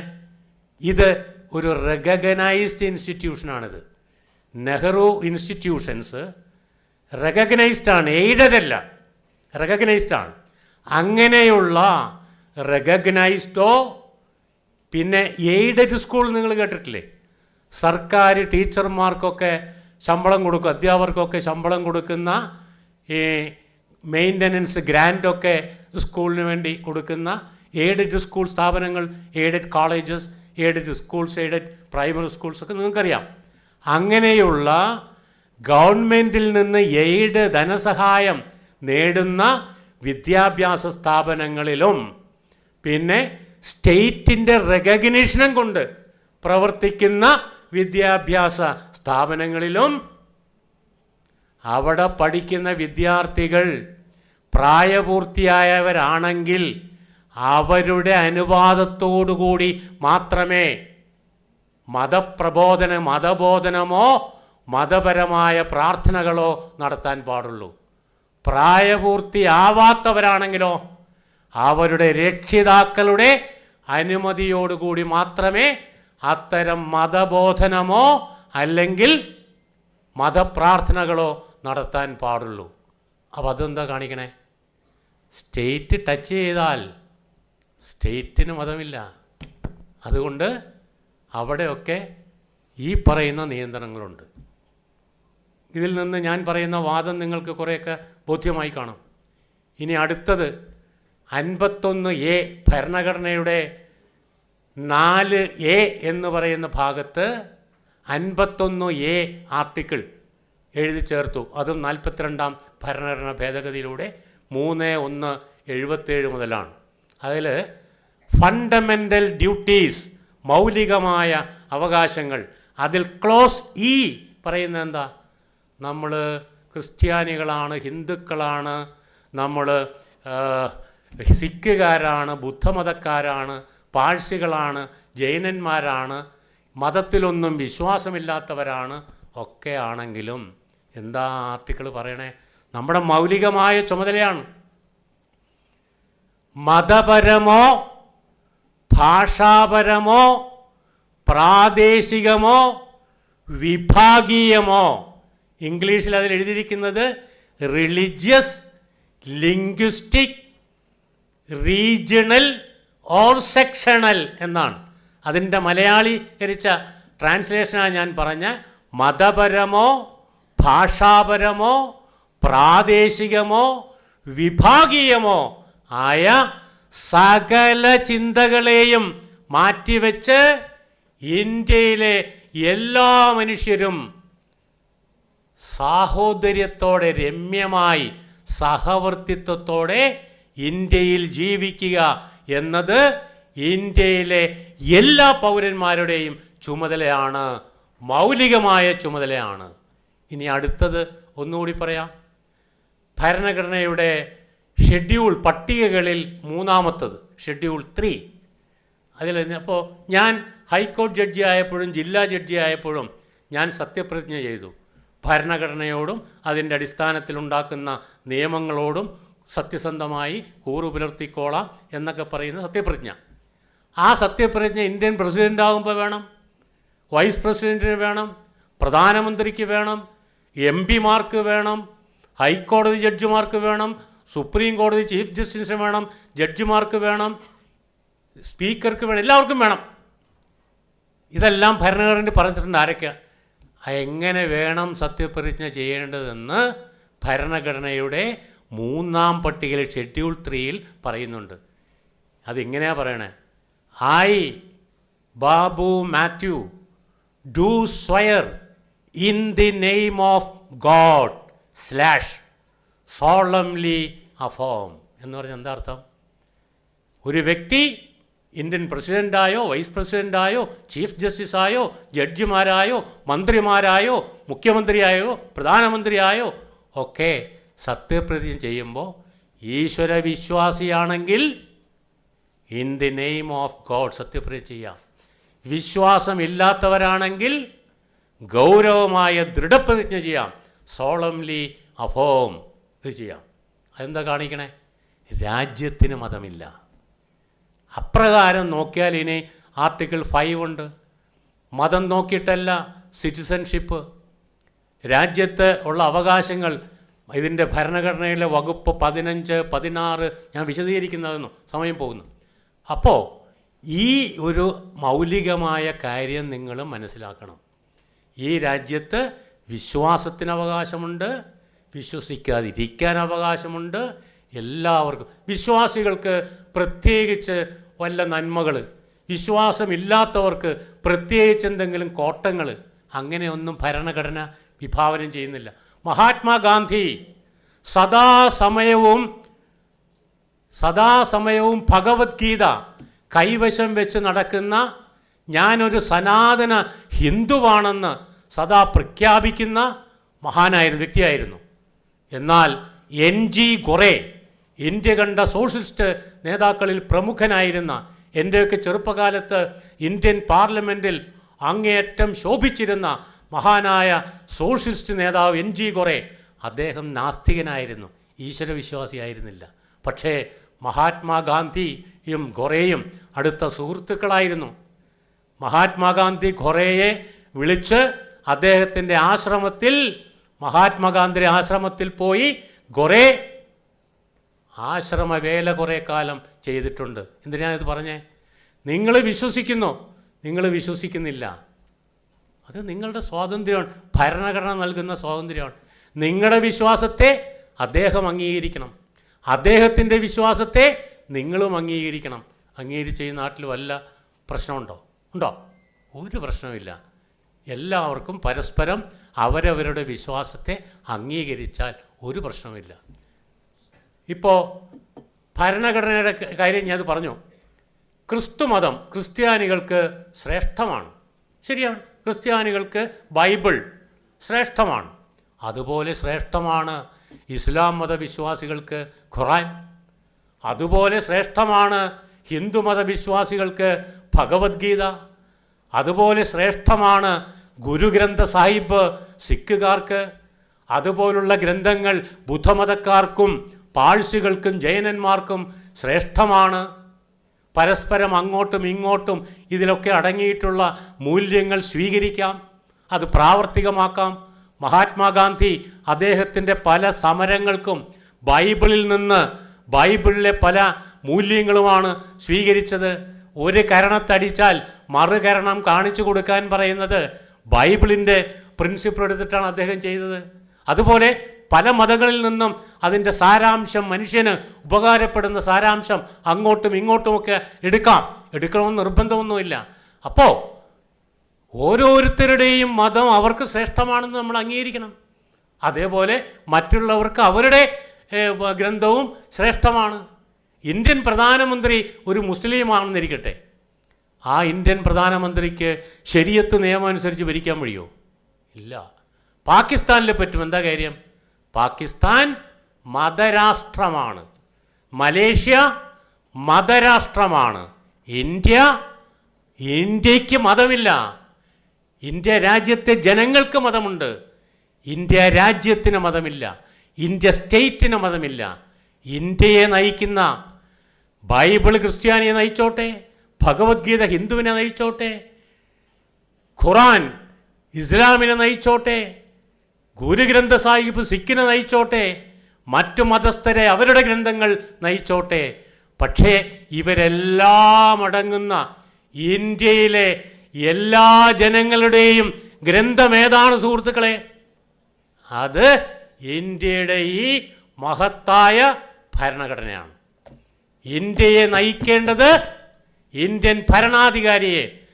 ക്രിസ്ത്യാനി പ്രധാനമന്ത്രിയായാൽ ബൈബിൾ അനുസരിച്ചല്ല ഭരിക്കേണ്ടത്, ഹിന്ദു പ്രധാനമന്ത്രിയായാൽ ഭഗവത്ഗീത അനുസരിച്ചല്ല ഭരിക്കേണ്ടത്, ഇസ്ലാം പ്രധാനമന്ത്രിയായാൽ ഖുറാൻ അനുസരിച്ചല്ല ഭരിക്കേണ്ടത്, സിഖുകാരൻ പ്രധാനമന്ത്രിയായാൽ ഗുരുഗ്രന്ഥ സാഹിബ് അനുസരിച്ചല്ല ഭരിക്കേണ്ടത്. ആര് ഭരണാധികാരിയായാലും അവരുടെ ഭരണത്തെ നയിക്കേണ്ടത് ഈ മഹത്തായ ലോകത്തിലെ ഏറ്റവും വലുതും ഏറ്റവും ശ്രേഷ്ഠവും ലോകത്ത് ഇന്നേ വരെ അറിയപ്പെടുന്ന മനുഷ്യൻ്റെ നന്മകളെ വളർത്തുന്ന സകല അവകാശങ്ങളും സ്വാതന്ത്ര്യങ്ങളും കുടികൊള്ളുന്ന ഒന്നാന്തരം മഹത്തരമായ എഴുതപ്പെട്ട ഇന്ത്യയുടെ ഭരണഘടനയാണ് എല്ലാവരെയും നയിക്കേണ്ടത് എന്ന് പറയാൻ ഞാൻ ആഗ്രഹിക്കുന്നു. അതാണ് സത്യവും അംഗീകരിക്കേണ്ടത്. ഇനി ഒരു നിയമപരമായ ഒരു കാര്യം കൂടി പറഞ്ഞ് അവസാനിപ്പിക്കുക. അതായത് എന്താ, ഇത് ഇന്ത്യക്ക് ഇനി ഏതെങ്കിലും ഒരു മതരാഷ്ട്രമായി പോകാൻ സാധ്യതയുണ്ടോ? മഹാനായ ജവഹർലാൽ നെഹ്റു, ഞാൻ കേൾക്കുകയായിരുന്നു, ഇത്രയും മാതൃകാപരമായി, ഞാൻ ജവഹർലാൽ നെഹ്റുവിൻ്റെ രാഷ്ട്രീയക്കാരനൊന്നുമല്ല, പക്ഷേ അദ്ദേഹം പ്രധാനമന്ത്രിയായി ഭരിച്ച കാലം മുഴുവൻ അദ്ദേഹം ഏതെങ്കിലും ഒരു മതത്തെ പ്രോത്സാഹിപ്പിക്കുവാനോ ഏതെങ്കിലും ഒരു പള്ളിയുടെയോ അമ്പലത്തിൻ്റെയോ ഉദ്ഘാടനം നടത്താനോ ഒന്നിനും തയ്യാറാവാതിരുന്ന, ഭരണഘടനയുടെ മൂല്യം പൂർണ്ണമായി ഉയർത്തിപ്പിടിച്ച മഹാനായ സെക്കുലറായ മതനിരപേക്ഷമായ നിലപാട് ഉയർത്തിപ്പിടിച്ച ആ മഹാന്റെ പേരിലാണ് ഈ മഹാസ്ഥാപനങ്ങൾ ഇതെല്ലാം ഉയർന്നു നിൽക്കുന്നത്. ആത്മാഭിമാനം വളർത്തുന്ന, സന്തോഷിപ്പിക്കുന്ന വസ്തുതയാണ്. ആരെങ്കിലും ഇനി ചിലപ്പോൾ ഒരു മുസ്ലിം രാജ്യമാക്കിയതിനൊന്ന് മാറ്റണം എന്നൊന്ന് ആരെങ്കിലും, അങ്ങനെയൊക്കെ ചില വാർത്തകളൊക്കെ വായിക്കാറില്ല നമ്മൾ, അല്ലെങ്കിൽ ഹിന്ദു രാജ്യമാക്കണം, അല്ലെങ്കിൽ ക്രിസ്തു മതം അംഗീകരിക്കുന്ന പ്രഖ്യാപിക്കുന്ന രാജ്യമാക്കി മാറ്റണം, മതരാഷ്ട്രമാക്കണം. സാധിക്കുമോ? എങ്ങനെ സാധിക്കില്ല എന്ന് പറയുന്നതിൻ്റെ ഉറപ്പെന്താ നിങ്ങൾക്ക്? ആ ഉറപ്പും കൂടി നിയമ വിദ്യാർത്ഥികൾ ഒരു മിനിറ്റ് കൊണ്ട് മനസ്സിലാക്കണം. നേരത്തെ ഭരണഘടനാ കേസുകളുണ്ടായി. ശങ്കരി പ്രസാദ്, സജ്ജൻ സിംഗ്, ഗോലക്നാഥ് എന്നൊക്കെ തുടങ്ങിയിട്ട്, ഗോലക്നാഥ് 1967 ഭരണഘടനാ ബെഞ്ച് പറഞ്ഞു, മൗലികാവകാശത്തെ അട്ടിമറിക്കാൻ, മാറ്റിമറിക്കാൻ ഒരു പാർലമെൻറ്റിനും ഭരണഘടനയുടെ ആർട്ടിക്കിൾ 13 പ്രകാരമോ ഭരണഘടന മാറ്റിമറിക്കാനുള്ള ഭേദഗതി ചെയ്യാനുള്ള വകുപ്പ് 368 പ്രകാരമോ സാധ്യമല്ല എന്ന് സംശയാതീതമായി പ്രഖ്യാപിച്ചു ഭരണഘടനാ ബെഞ്ച് ഗോലക്നാഥിൽ. അപ്പോൾ ഇന്ദിരാഗാന്ധി പാർലമെൻറ്റിൻ്റെ അധികാരം സ്ഥാപിക്കാൻ, ഇന്ദിരാഗാന്ധിയുടെ ഗവൺമെൻറ്, അത് തെറ്റോ ശരിയോ ഒന്നല്ല ഞാൻ പറയണേ, നിയമമാണ്, അവരെ 24ാമത് ഭരണഘടനാ ഭേദഗതി കൊണ്ടുവന്നു 1971. അത് സുപ്രീം കോർട്ടിൽ ചാലഞ്ച് ചെയ്തു, വെല്ലുവിളിച്ചു. അവസാനം സുപ്രീം കോർട്ടിൻ്റെ 13 അംഗ ബെഞ്ച്, 13 ജഡ്ജിമാർ ഒരുമിച്ചിരുന്ന് ആ വാദം കേട്ടു. ഭൂരിപക്ഷ വിധി പ്രകാരം എന്തു പറഞ്ഞു? ആ കേസിൻ്റെ പേരാണ്, കേരളത്തിൽ നിന്ന് പോയ കേസാണ്, Kesavananda Bharati versus state of Kerala. ആ കേശവാനന്ദ ഭാരതി 1-2 വർഷം മുമ്പ് മരിച്ചുപോയി. മലബാറുകാരനായിരുന്നു കേശവാനന്ദ ഭാരതി. ഇവിടുത്തെ ലാൻഡ് റിഫോംസ് ആക്റ്റൊക്കെ ആയിട്ട് ബന്ധപ്പെട്ട ചില തർക്കങ്ങളാണ് അതിൽ ഉന്നയിച്ചിരുന്നത്. സുപ്രീം കോടതി കൂലങ്കഷമായി പഠിച്ചിട്ട് ആ ജഡ്ജ്മെൻ്റൊക്കെ സമയം കിട്ടിയാൽ വായിക്കേണ്ടതാണ്. പറഞ്ഞു, 24ാം ഭരണഘടനാ ഭേദഗതി 1971 പാർലമെൻറ്റിന് ഏത് നിയമവും ഭേദഗതി ചെയ്യാം, ഇൻക്ലൂഡിങ് ഭരണഘടനയുടെ ഏത് ഭാഗവും ഭേദഗതി ചെയ്യാം. പക്ഷേ ഭരണഘടനയുടെ അടിസ്ഥാന പ്രമാണങ്ങളെ, അടിസ്ഥാന ശിലകളെ തൊട്ടുപോകാൻ പാടില്ല എന്ന് പറഞ്ഞു. ഏതെല്ലാമാണ് ഭരണഘടനയുടെ അടിസ്ഥാന ശിലകൾ എന്ന് പൂർണ്ണമായി നിർവചിക്കുകയുണ്ടായില്ല. അപ്പോൾ അടിസ്ഥാനം, ബേസിക് സ്ട്രക്ചർ അഥവാ ബേസിക് ഫീച്ചർ, നിങ്ങൾ കാലക്രമേണ അത് നന്നായിട്ട് പഠിക്കും. ഈ ബേസിക് സ്ട്രക്ചറിനെ, ഭരണഘടനയുടെ ബേസിക് സ്ട്രക്ചറിനെ മാറ്റിമറിക്കാൻ, ഭേദഗതി ചെയ്യാൻ പാർലമെൻറ്റിന് അവകാശമില്ല. Basic structure, rule of law, നിയമവാഴ്ച, പാർലമെൻ്ററി ജനാധിപത്യം, സുപ്രീം കോടതിയും ഹൈക്കോടതികളും സുപ്രീം കോടതിക്ക് മൗലികമായ അവകാശങ്ങൾ സംരക്ഷിക്കുവാൻ ആർട്ടിക്കിൾ 32 പ്രകാരം കൊടുത്തിട്ടുള്ള അവകാശം, ഹൈക്കോടതികൾക്ക് റിട്ട് 226 പ്രകാരം ഇഷ്യൂ ചെയ്യുന്നതിനുള്ള അവകാശം, ഇതൊക്കെ ബേസിക് സ്ട്രക്ചറിൻ്റെ ഭാഗമായി കാലാകാലങ്ങളിൽ സുപ്രീം കോടതി പിന്നീട് ഭരണഘടനാ ബെഞ്ചുകളുടെ വിധികളിലൂടെ പ്രസ്താവിക്കുകയുണ്ടായി. അങ്ങനെ 1973 കേശവാനന്ദ ഭാരതി കേസിൽ 13 ജഡ്ജിമാരുടെ ബെഞ്ച് ബേസിക് സ്ട്രക്ചറിൽ തൊടാൻ പാടില്ല എന്ന് പറഞ്ഞു. പിന്നീട് 1980 മിനർവ മിൽസ് കേസിൽ, Minerva Mills versus union of India, അത് 5 ജഡ്ജിമാരുടെ ബെഞ്ചായിരുന്നു, വീണ്ടും ആവർത്തിച്ചു പറഞ്ഞു, ബേസിക് ഫീച്ചറിൽ, ബേസിക് സ്ട്രക്ചറിൽ പാർലമെൻറ്റിന് മാറ്റം വരുത്താൻ അധികാരമില്ല എന്ന് പറഞ്ഞു. ഞാൻ ഒരു വാക്കിനെക്കുറിച്ച് പറയൂ എന്ന് പറഞ്ഞതുകൊണ്ട് ഞാൻ ഏതൊക്കെയാണ് ബേസിക് സ്ട്രക്ചർ എന്ന് വിവരിക്കുന്നില്ല. സെക്കുലറിസം, മതനിരപേക്ഷത ഭരണഘടനയുടെ മൗലികമായ, ഭരണഘടനയുടെ ഈ ബേസിക് സ്ട്രക്ചറാണെന്ന് SR Bommai versus union of India എന്ന വിഖ്യാതമായ ജഡ്ജ്മെൻറ്റിൽ 9 ജഡ്ജിമാരാണ് അതിൻ്റെ വിധി പറഞ്ഞത്. 9 ജഡ്ജിമാർ അടങ്ങുന്ന ഭരണഘടനാ bench SR Bommai versus union of India 1994 3 SCC page 1 അതിൽ റിപ്പോർട്ട് ചെയ്തിട്ടുണ്ട്. വലിയ ജഡ്ജ്മെൻ്റ്, മനോഹരമായ. കഴിഞ്ഞില്ലേ? സെക്യുലറിസം ഭരണഘടനയുടെ ബേസിക് സ്ട്രക്ചറാണ്, പാർലമെൻറ്റിന് മാറ്റാൻ പറ്റില്ല. വീണ്ടും ആവർത്തിച്ചു പറഞ്ഞു, IR Coelho versus state of Tamil Nadu എന്ന കേസിൽ അത് റിപ്പോർട്ട് ചെയ്തിട്ടുണ്ട്. 2007 2 SCC പേജ് 1. ഇതിൽ വീണ്ടും ആവർത്തിച്ചു പറഞ്ഞു, സെക്യുലറിസം, മതനിരപേക്ഷത ബേസിക് സ്ട്രക്ചറാണ്. എങ്ങനെ മാറ്റും? ഇതൊരു മതരാജ്യം, സോവറിൻ സോഷ്യലിസ്റ്റ് സെക്യുലർ ഡെമോക്രാറ്റിക് റിപ്പബ്ലിക്കിന് പകരം സോവറിൻ സോഷ്യലിസ്റ്റ് ഇസ്ലാം, അല്ലെങ്കിൽ സോവറിൻ സോഷ്യലിസ്റ്റ് ക്രിസ്ത്യൻ, അല്ലെങ്കിൽ സോവറിൻ സോഷ്യലിസ്റ്റ് ഹിന്ദു പറ്റുമോ? ബേസിക് സ്ട്രക്ചറാണ് ഈ സെക്യുലറിസം. അത് പറഞ്ഞിട്ട് ആ കാര്യവും നമ്മൾ മനസ്സിലാക്കണം. അതുകൊണ്ട് ഈ ഭരണഘടന ഉയർത്തിപ്പിടിക്കേണ്ടത് ഇന്ത്യയിലെ ഈ ഭരണഘടനാ നിർമ്മാണ സഭയിൽ തന്നെ ഇത് സെക്യുലറിസം വേണ്ട രാജ്യമാക്കാം എന്ന വാദഗതികളൊക്കെ ഉണ്ടായിരുന്നു. അതിനകത്ത് വാസ്തവത്തിൽ മഹാഭൂരിപക്ഷവും ഹൈന്ദവ സമുദായത്തിൽപ്പെട്ടവരായിരുന്നു. പക്ഷേ ഇന്ത്യ സൃഷ്ടിച്ചത്, സ്വാതന്ത്ര്യം നേടിയത്, ഇന്ത്യയിൽ ഹിന്ദുക്കളുണ്ട്, ക്രിസ്ത്യാനികളുണ്ട്, ഇസ്ലാം മതസ്ഥരുണ്ട്, സിഖുകാരുണ്ട്, പാഴ്സികളുണ്ട്, ജൈനന്മാരുണ്ട്, ബുദ്ധന്മാരുണ്ട്, അതുപോലെ ഒരു മതത്തിലും വിശ്വസിക്കാത്ത കോടികളുണ്ട്, ഈശ്വരവിശ്വാസമുള്ളവരുണ്ട്, ഇല്ലാത്തവരുണ്ട്. ഇവരെല്ലാം ചേർന്നതാണ് എന്ന മഹത്തരമായ ആശയം ആ മഹാന്മാർ ഉൾക്കൊള്ളുന്ന ഭരണഘടനാ നിർമ്മാണ സഭ അംഗീകരിച്ചത് കൊണ്ടാണ് ഇതുപോലെ മനോഹരമായ ഒരു ഭരണഘടനയും ഒരു രാജ്യവും നമുക്ക് ലഭിച്ചത്. ഇതുപോലെ ആഫ്രിക്കൻ സ്വാതന്ത്ര്യ സമരം നടന്നപ്പോൾ നെൽസൺ മണ്ടേലയുടെ നേതൃത്വത്തിൽ നെൽസൺ മണ്ടേലയുടെ വലങ്കൈ പോലെ പ്രവർത്തിച്ചതാണ് ജോഹന്നസ്ബർഗ് ആർച്ച് ബിഷപ്പ് ഡെസ്മണ്ട് ടുട്ടു.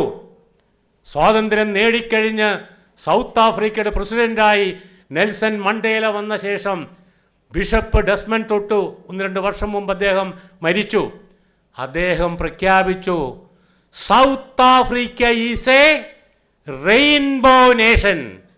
വെളുത്തവർക്കും കറുത്തവർക്കും ചെമ്പ് നിറ ഉള്ളവർക്കും എല്ലാവർക്കും ഒരുപോലെ സ്വാതന്ത്ര്യം അനുഭവിച്ച് അവകാശങ്ങൾ അനുഭവിച്ച് ജീവിക്കാൻ കഴിയുന്ന രാജ്യമാണ് സൗത്ത് ആഫ്രിക്ക എന്ന് പ്രഖ്യാപിച്ചതുപോലെ ഇന്ത്യയിലെ 145 കോടി ജനങ്ങൾക്കും നല്ല സംസ്കാര സമ്പന്നമായി, സംസ്കാര സുരഭിലമായി, ഭാവി ശ്രേയസ്സിന് വേണ്ടി നാം എല്ലാം ഒരുമിച്ച് നിന്നാൽ, ജാതിക്കും മതത്തിനും ഒക്കെ അതീതമായി ഒരുമിച്ച് നിന്നാൽ നമുക്കെല്ലാം ആഹാരമുണ്ടാവും, നമുക്കെല്ലാം മരുന്നുണ്ടാവും, നമുക്കെല്ലാം വിദ്യാഭ്യാസമുണ്ടാവും, നമുക്കെല്ലാം വസ്ത്രമുണ്ടാവും, നമുക്ക് ജീവിതത്തിന് വേണ്ട എല്ലാം ഇന്ത്യയിലെ 145 കോടി ജനങ്ങൾക്കുമുണ്ടാവും. അല്ലാതെ തമ്മിൽ തല്ലിയാൽ ഉള്ളതുപോലും നശിക്കുക മാത്രമല്ല, ഈ മനോഹരമായ ഇന്ത്യ രാജ്യം ഛിന്ന ഭിന്നമാകും എന്നുകൂടി ചിന്തിക്കണം എന്ന് അഭ്യർത്ഥിച്ചുകൊണ്ട് എൻ്റെ ഈ സംസാരം ഇതുവരെ ശ്രദ്ധിച്ച നിങ്ങൾക്ക് ഓരോരുത്തർക്കും നന്ദി പറഞ്ഞുകൊണ്ട് എന്നെ ഇതിലേക്ക് ഉദ്ഘാടനം ചെയ്യാൻ ക്ഷണിച്ച ഇതിൻ്റെ ഭാരവാഹികൾക്ക്, വിശേഷിച്ച് ശ്രീ ഡോക്ടർ സെബാസ്റ്റ്യന്, ഇതിൻ്റെ ചെയർമാന്, ഇതിൻ്റെ മറ്റു ഭാരവാഹികൾക്ക് ഒക്കെ പ്രത്യേകം നന്ദി പറഞ്ഞുകൊണ്ട് ഇതിൻ്റെ വലിയ വിഷണറിയായിരുന്ന ശ്രീ പി.കെ. ദാസിനെ ഹൃദയം കൊണ്ട് സ്മരിച്ചുകൊണ്ട് ഞാൻ ഈ സമ്മേളനം, ഈ വർഷത്തെ ഈ ക്ലാസ് ആരംഭം അത് ഉദ്ഘാടനം ചെയ്തതായി പ്രഖ്യാപിച്ചുകൊള്ളുന്നു. നന്ദി. Thank you, sir, for your gracious presence and inspiring inaugural address. I now invite Ms. Manjari GB, Academic Coordinator and Assistant Professor, Nehru Academy of Law, to introduce the guest of honor, Professor Dr. Vani Keshari A., Professor and Dean, Faculty of Law, CUSAT. Good afternoon to all. Respected dignitaries on and off the dais, esteemed colleagues, parents, and my dear students. It's with immense pride and honor that I stand before you to introduce Professor Dr. A. Vani Keshari, an eminent academician and respected legal scholar. She is the Dean of the Faculty of Law at the School of Legal Studies, Cochin University of Science and Technology, Kochi. For more than 2 decades, Vani ma'am has guided and inspired generations of law students at both undergraduate and postgraduate levels. Her areas of expertise include constitutional law, human rights, environmental law, and the growing disciplines of bioethics. She also guides research scholars in diverse areas such as maritime law, health law, inheritance, labor law, and environmental law. Her passion for interdisciplinary learning led her serve as coordinator of the Professor N.R. Madhav Menon Interdisciplinary Center for Research Ethics and Protocol at CUSAT, where She has designed innovative programs. These include a master's in bioethics, certificate courses in medical law and clinical research, and specialized short-term program on litigation, advocacy, startup law, and business ethics. Her contribution to legal research is equally remarkable. She has published extensively on contemporary and pressing issues, ranging from AI in healthcare and genetic privacy to labor law in the digital world, nanotechnology, and the challenges of the dark web. She also has enriched the legal fraternity with 6 important books, including The Saga of Life, Interface of Law and Genetics, Contours of Right to Privacy, Healthcare and Bioethics, etc. Her excellence has been acknowledged through several honors, including the Best Paper Presenter Award from the National Law School of India, University, Bangalore, and she has proudly represented our country as a resource person in the Indo-Swedish Academic Exchange Program. And today, she stands tall with yet another feather in her cap. In May 2025, Madam received international recognition by being appointed as a faculty member at the UNESCO Chair in Bioethics, Haifa University, Israel. This is a remarkable honor that highlights her global standing in the field of legal bioethics. With her remarkable achievements and inspiring journey, we are truly privileged to have her among us today. Now I humbly invite our guest of honor, Professor Dr. A. Vani Kesari ma'am, to kindly address the gathering.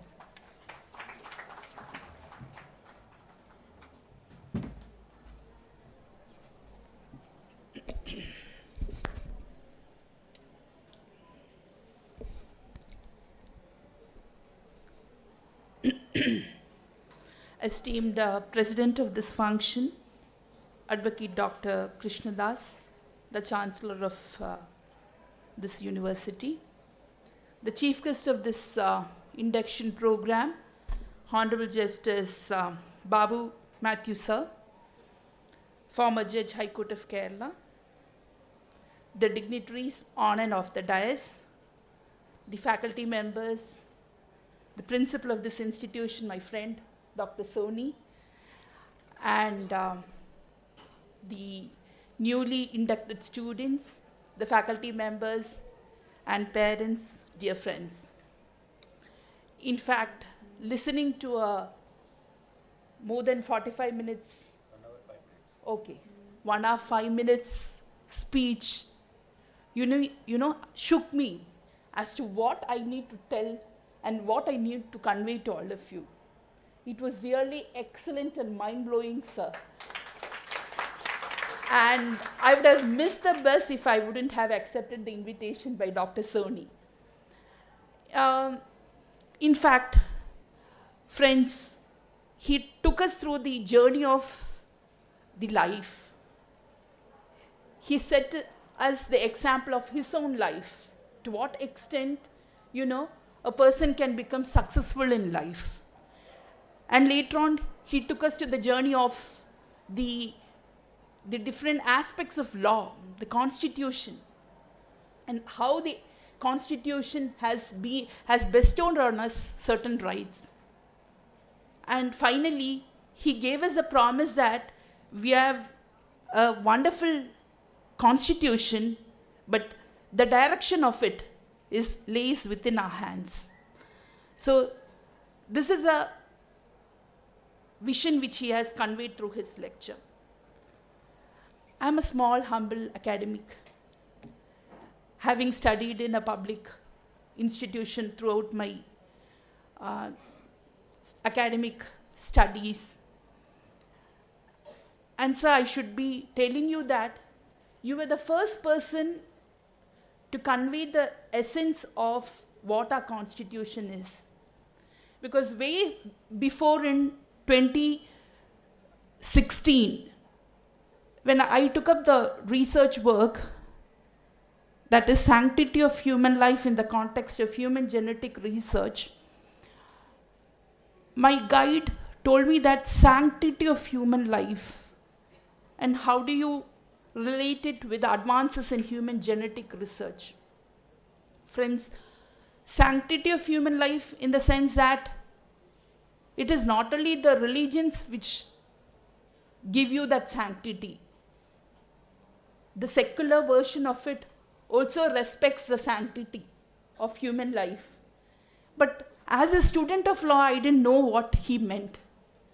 I had to grab through all the philosophies, the religious philosophies, the secular philosophies, and including the scientific philosophy, wherein I understood that the foundation of constitutionalism and human rights jurisprudence is based on this sanctity. On one side, you find that the religions say that God has ordained divinity in you, be it Hinduism, be it Christianity or Islam or Jainism, Zoroastrianism or anything. On the other side, you find that the secular philosophy says that society has given you certain divinity in itself, because you are able to understand the pain and pleasure which your fellow human being, or any being for that matter, has. And on the other side, the scientific philosophy happened to challenge the religious or the theological perspective, and you find that the scientific philosophy, take for example the Darwinian concept or the Newton's theory, happened to challenge the theological basis, and they came up with the proposition that the science prevails. But it was Nehru for the first time who said that in all your scientific endeavors, you find that the humanistic element should be present. And he took his philosophy from none other than Albert Einstein. Scientific humanism. So all these together was clubbed.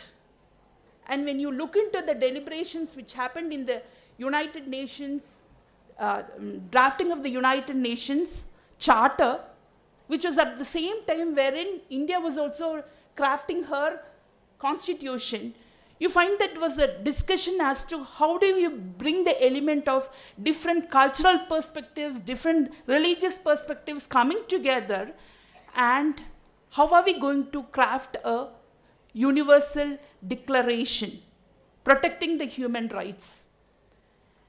And you find that all these philosophical elements were being discussed in the philosophical committee, which was headed by Eleanor Roosevelt.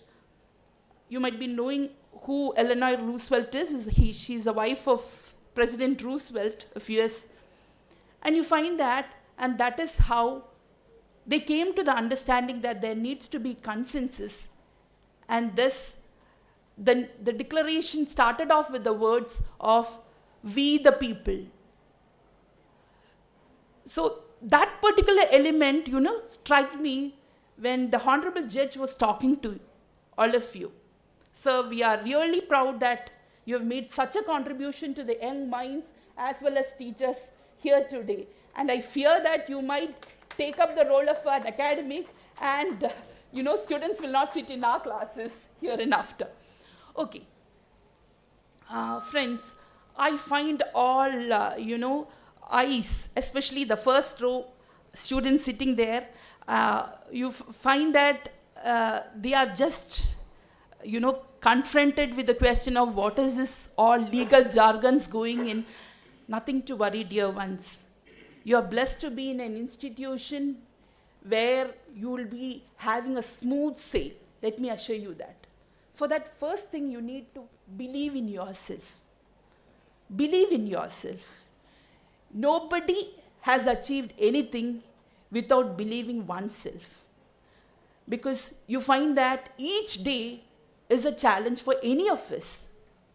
And for that, we need to have we need to respect our ideas, our opinions, our self-respect should be maintained, but at the same time, there should be consistency and perseverance with regard to what we have joined this institution. That's the only mantra for our success. You might falter. You might stammer for words. You might not be proficient with regard to the language which I am conversing right now, that is English. you know, it happens. Because English is just a medium of communication. അതൊരു medium മാത്രമാണ്. അല്ലാതെ English ഉള്ളവരെല്ലാവരും തന്നെ നല്ല വക്കീലന്മാരോ ജഡ്ജിമാരോ ആവണമെന്നില്ല, ഒരു academician ആവണമെന്നില്ല. But then consistency, perseverance, നമ്മൾ നന്നായിട്ട് വായിക്കുക. നമ്മൾ നോട്ട്സ് എടുക്കുമ്പോൾ തന്നെ ഏതാണ് നമുക്ക് റെലവൻ്റ് ആയിട്ടുള്ള നോട്ട്സ് എടുക്കണം എന്നുള്ളതല്ല, പേജ് കണക്കിന് നോട്ട് എടുക്കണം എന്നുള്ളതല്ല. നമ്മൾ എന്ത് വായിക്കണം, അതിലെന്ത് നോട്ട് എടുക്കണം, അതാണ് ഇമ്പോർട്ടൻറ്റ്. ഒരു കേസ് കിട്ടിക്കഴിഞ്ഞാൽ ആ കേസിൻ്റെ ഏറ്റവും മെയിൻ റേഷ്യോ എന്ന് പറഞ്ഞാൽ ഇതിൻ്റെ സം ആൻഡ് സബ്സ്റ്റൻസ്, അതിൻ്റെ റീസൺ ആൻഡ് ദ ഡിസിഷൻ, അതിലുണ്ടായിരുന്ന ലീഗൽ പ്രൊവിഷൻസ്, ഇത് നമുക്ക് ജോട്ട് ഡൗൺ ചെയ്ത് നമുക്ക് എഴുതാൻ സ്മാർട്ട് വേ ഓഫ് ലേണിംഗ് പഠിക്കണം. എല്ലാം പഠിക്കണം എന്നുള്ളതല്ല, smart way of you know filtering that which is essential for your education. So the first mantra I would say is persistence, consistency, perseverance in what you're doing. Because law is, of course, a lucrative profession, but legal education is always a challenging profession. Legal education is a challenging endeavor, I would say. And in this endeavor, you find that you need the assistance of teachers. You need the assistance of everybody you meet. I would say that when I happen to do my research again, I would even talk to my maid who is coming to help, who is coming to my home. Because I just wanted to know what really is their conception of life. How do they look at life? So നമ്മൾ പഠിച്ചവരെ മാത്രം നോക്കണമെന്നില്ല. പഠിത്തം വേറെയാണ്, അറിവ് വേറെയാണ്, പെരുമാറ്റം വേറെയാണ്, അതെല്ലാം വേറെ വേറെ തലത്തിലുള്ളതാണ്. So keep consistency with regard to whatever you are doing. You have opted for this course. Don't be worried, because 10th standard കഴിഞ്ഞപ്പം ഏത് ഗ്രൂപ്പ് എടുക്കുമെന്നായിരുന്നു നിങ്ങൾക്കൊക്കെ ഒരു പ്രശ്നം ഉണ്ടായിരുന്നത്. അത് കഴിഞ്ഞൊരു ഗ്രൂപ്പ് എടുത്തു. ആ ഗ്രൂപ്പ് എടുത്തു കഴിഞ്ഞതിന് ശേഷം +2 വരുമ്പം നിങ്ങൾ കാണുന്നത് ഏത് കോഴ്സ് എടുക്കും എന്നുള്ളതാണ്. നിങ്ങൾ ലോ എടുത്തു കഴിഞ്ഞു. നിങ്ങൾ ഇനി ചെയ്യേണ്ടത് കൺസിസ്റ്റൻ്റായിട്ടും ടൈം ബൗണ്ടായിട്ടും ലേറ്റസ്റ്റ് ഡെവലപ്മെൻറ്റ്സ് എന്താണെന്നുള്ളത് പഠിച്ച് എപ്പോഴും പ്രിപ്പയർഡായിട്ട് ക്ലാസ്സിൽ പോവുക എന്നുള്ളതാണ്. ചിലപ്പം ചില സെമസ്റ്ററിൽ മാർക്ക് കുറഞ്ഞേക്കാം, കുറയട്ടെ, അടുത്ത സെമസ്റ്ററിൽ നമുക്ക് അതിനെ സോൾവ് ചെയ്യാം. പക്ഷെ നമ്മൾ കൺസിസ്റ്റൻ്റായിട്ട് പഠിക്കുക എന്നുള്ളതാണ്. അതിനു വേണ്ടി ടൈം ഷെഡ്യൂൾസ് ഉണ്ടാക്കി തന്നെ പഠിക്കണം. രണ്ടാമത്തെ കാര്യം, നിങ്ങൾക്കറിയാം കോൺസ്റ്റിറ്റ്യൂഷൻ വന്നു, അതിന് ശേഷം നമ്മുടെ രാജ്യത്തിൽ കുറേ അധികം നിയമങ്ങൾ വന്നു. Because it was a nascent country where there was a need for industrial growth. And you find that a lot of legislations came about with regard to for accelerating the industrial growth. So you find that these legislations were carried on. Sir പറയുന്നുണ്ടായിരുന്നു socialist secular democratic റിപ്പബ്ലിക്കായിട്ട് എങ്ങനെ India മാറി എന്നുള്ളത്. അപ്പോൾ അതിൻ്റെ സോഷ്യലിസത്തിൻ്റെ ഭാഗമായിട്ട് തന്നെ you find that lot of legislations came in. But post 1991, you find that there was a legislative change. And you find that India has turned out to be a market-oriented economy. And a lot of legislative changes have come in. You can take the example of commercial law. Companies Act has been amended. You have the Insolvency and Bankruptcy Code coming in. ഒരുപാട് മാറ്റങ്ങൾ. You have the Information Technology Act coming in. You have the Commercial Arbitration Act coming in. ഇല്ല, ഒത്തിരി legislations വന്നു. And you find that the law student who was in her 90s wouldn't be taught about these legislations. ഞങ്ങളൊക്കെ പഠിച്ചുകൊണ്ടിരുന്നപ്പോൾ companies act 2013 അല്ല ഞങ്ങൾ പഠിച്ചത്. ഞങ്ങൾ പഴയ ലെജിസ്ലേഷനാണ് പഠിച്ചിട്ടുള്ളത്. പക്ഷെ നമ്മൾ പുതിയ ലെജിസ്ലേഷൻസ് വന്നപ്പോഴത്തേക്കും അതനുസരിച്ച് പഠിക്കേണ്ടി വന്നു, പഠിക്കുന്നു. അപ്പോൾ ഒരു സ്റ്റുഡൻറ്റിന് മാത്രമല്ല ഈ പ്രശ്നമുള്ളത്, ഒരു വക്കീലിന് ആ പ്രശ്നമുണ്ട്, ഒരു ജഡ്ജിക്ക് ആ പ്രശ്നമുണ്ട്, ഒരു അക്കാഡമിക്കിന് ആ പ്രശ്നമുണ്ട്. So research in law is A never ending process. Friends, now we are living in an era of information technology boom. And law is a subject where you find that every aspect of human life is being involved. Now, this small gadget with me has a lot of information about, you know, what WhatsApp നമ്മൾ use ചെയ്യും, Instagram post ചെയ്യും, അല്ലേ? ഇതെല്ലാം നമ്മൾ use ചെയ്യുന്നു. Imagine a situation where I am accused of a crime. ഞാനൊരു ക്രൈമിൽ accused ആണ്. And the investigation agency wants to seize my gadget. They have seized my gadget. But I have password for that.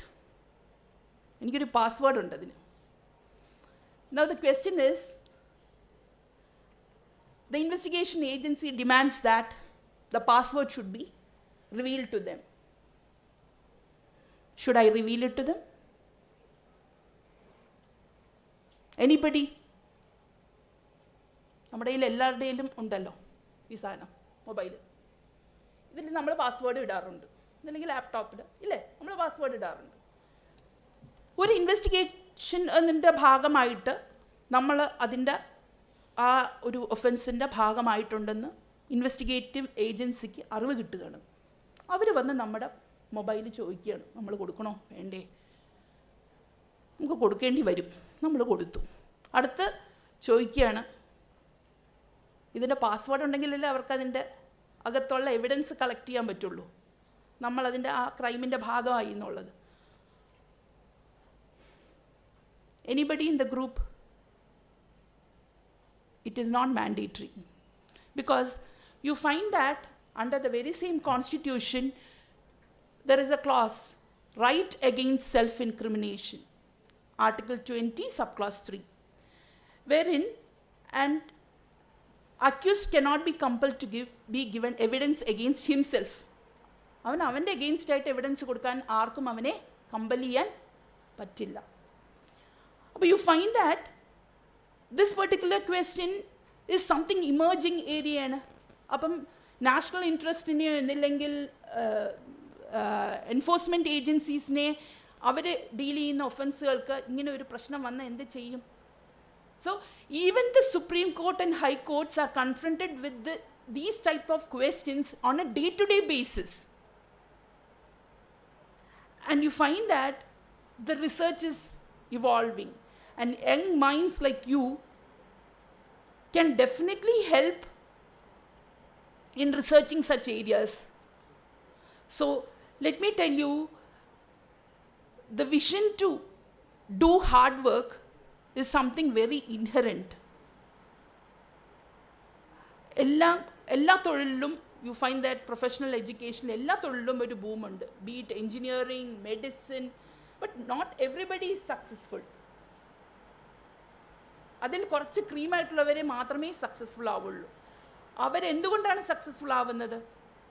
Just because they have a consistency with regard to what they are doing. They have an urge, ഒരു enough feeling ഉണ്ട്, അറിയാനും പഠിക്കാനുമായിട്ടുള്ള feeling. അപ്പോൾ ഈ അറിയാനും പഠിക്കാനുമായിട്ടുള്ളൊരു feeling നിങ്ങളിലെല്ലാവരിലും ഉണ്ടാവണം. പിന്നെ മൂന്നാമത്തെ കാര്യം, സാറ് പറഞ്ഞ പോലെ I feel that often ഇപ്പോഴത്തെ ജനറേഷൻ ഓഫ് സ്റ്റുഡൻസ് കുറച്ച് കാര്യങ്ങൾ കേൾക്കുമ്പോൾ റെസ്റ്റ്ലെസ് ആവും. As a teacher I know that more than anybody else, because I have been in the academy for so many years.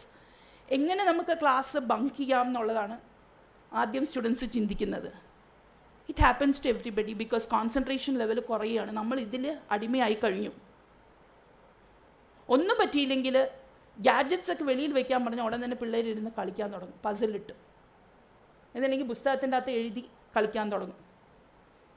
This is a challenge which is being faced not by you people but by the teachers, because നിങ്ങളുടെ attention span കുറഞ്ഞു കഴിഞ്ഞു. അപ്പം നിങ്ങളെ ക്ലാസ്സിൽ അട്രാക്റ്റീവായിട്ട് ക്ലാസ്സിനെ present ചെയ്യാനും ക്ലാസ്സിലെ കാര്യങ്ങൾ നിങ്ങളെ പാർട്ടിസിപ്പേറ്ററി ആക്കാനും ഇൻറ്ററാക്റ്റീവ് ആക്കാനും the teachers are facing a challenge that you should understand. For the teacher, you find that every student is a lesson.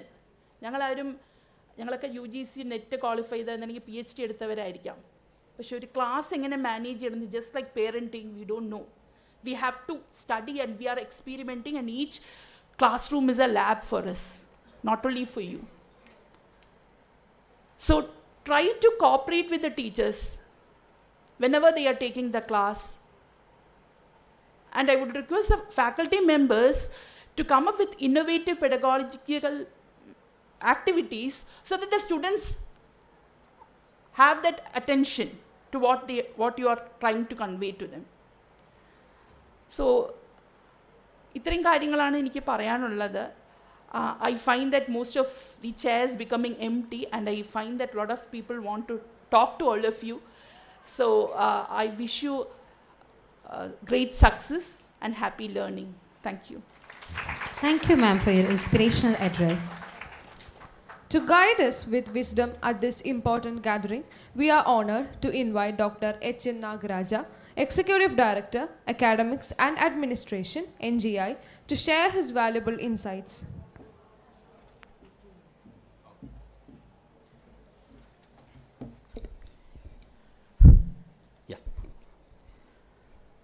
Respected President of today's function, our own Honorable Chairman and Managing Trustee of Nehru Group of Institutions, Honorary Trade Commissioner of Mauritius and India, and the Chancellor of P.K. Das, deemed to be University, Advocate Dr. Krishnadas ji, the star of today's function, Honorable Chief Guest, Mr. Justice Babu Matthew P. Joseph, former Judge, High Court of Kerala and former UP Lokayukta, respected guest of honor, Professor Dr. Vani Kesri, Professor and Dean, Faculty of Law, other dignitaries on the dais, off the dais, parents and my dear student friends. In fact, I don't want to take, as Madam has just now has told, I don't want to take much of your time. As being the Executive Director, I will come directly to your classes and I will rather take. But one thing I want to communicate, really all of us are blessed by the very presence of Honorable Retired Chief Justice Mr. Justice Babu Matthew for his heart-touching, emotional, interesting and worthy speech which he has rendered today for all of us. Friends, he has covered right from Kerala to South Africa, America, every country he has covered, and every time he used to tell that all are equal. There is no difference between caste, creed, region, religion, North Indian, South Indian, urban, rural, literate, illiterates, etc., etc., all are equal. One thing from this platform I am telling you, NGI is practicing the same thing as far as treatment to the students are concerned. You people are coming from different states, different caste, creed, etc. But here, so we treat every one of you equal in all respects, and we never leave any stone unturned as far as helping you, as far as showing you the right path. All of you have come with a dream. Your parents also have come with a dream. In transforming this dream into reality, NGA stands first, and it is serving for the past 57 years to the students community. That's why our students are there right from California to Kanyakumari, in almost all the parts of the world as such. We, as I told you, our ultimate aim is to show you the path. In that, what being law students, what you are supposed to do is, you yourself have to protect the laws which is already framed. Because your duty is to, or the judge's duty, everything is to punish whenever there is an offenses. You being the last student should be moral and model to everybody. So that is why first and foremost thing is, while coming to the college, don't come with a triple right. Don't come without helmet, and you follow the rules and regulations of the college, then definitely the society as such. Don't ever try to break any rules and regulation, because all the rules and regulations are for your betterment, for your future. So that is the first thing, first request I intend to request with you. And similarly, other laws. For example, Madam just now has told, so internet has come, computer has come, all of you are having mobile and all. So these things have come for good things. You should not, or rather don't try to misuse it. That is why the subjects you are going to study cyber law.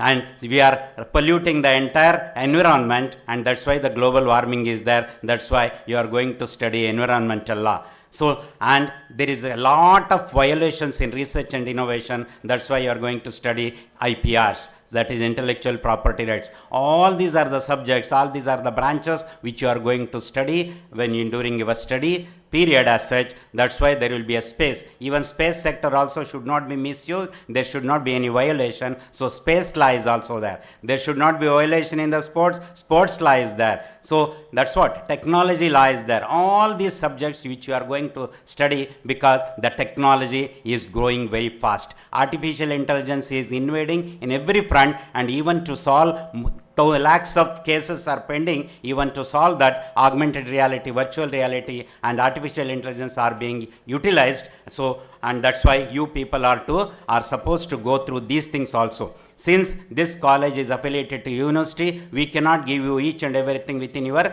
3 years period or 5 years period depending upon the course. So you will have to grab 95% from outside. Some of the things are from great speakers like our Honorable Chief Guest and Guest of Honor, as well as our own Chairman is also a very good speaker. So from those speakers you have to get some of the things. And some of the things, again, as Chief Guest has told, from great epics like Ramayana, Mahabharata, Bhagavad Gita, Quran, Bible, you will have to grab and you will have to imbibe and inculcate. Some of the things from the nature itself, from everywhere you grab and inculcate, and thereby you convert yourself into a good citizen of the country, because this country is an young country with more than 65% below 32 years age. So future, in order to see the bright future of the country, in order to take this country to a greater height, please kindly contribute and serve for the country. Be a good child to your parents, be a good teacher, a student to your teachers, be a good spouse to your future parents, be a good spouse to your future partner, above all, be a good citizen of the country. Wish you all the best. Thank you, Ananda. Thank you for your insightful remarks, sir. We are honored to invite Professor Dr. P.D. Sebastian, Distinguished Professor, Nehru Academy of Law, to grace this occasion and deliver the special address. Most respected President Dr. K. Krishnadas sir, Honorable Justice Babu Matthew sir, Guest of Honor Vani Madam, the President and Secretary of the Palakkad Bar Association, our beloved Principal Soni Madam, other faculty members. The first and foremost thing at this late time is, one thing I can tell you, there must be a wisdom. Knowledge and wisdom are two important factors. What is knowledge and what is wisdom? It is അറിവും വിവേകവുമാണ്. അറിവും വിവേകമുള്ളപ്പോൾ ഞാൻ ഇനി ഒരു ദീർഘമായ ഒരു പ്രസംഗമെന്ന് പറയുന്നത് വിവേകമില്ലായ്മയാണ്.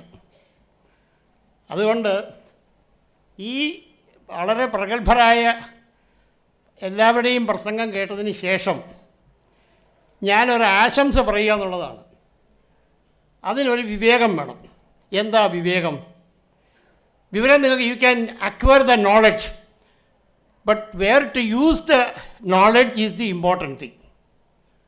So the wisdom speaks that you have to be persons with wisdom.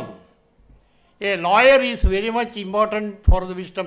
He may have the knowledge, but the application of the law, you should have the wisdom. So you used to say, no, you prepare the case, but you are presenting, looking at the mood of the judge. That's also important. That is wisdom. So the freshers, I wanted to tell one thing. Don't be under the impression that you are going to study every law in this college. Law is such a vast ocean. you are not going to get even a percentage of that. If you take, you will find there are almost 900 central legislations are there, countless number of state legislations are there.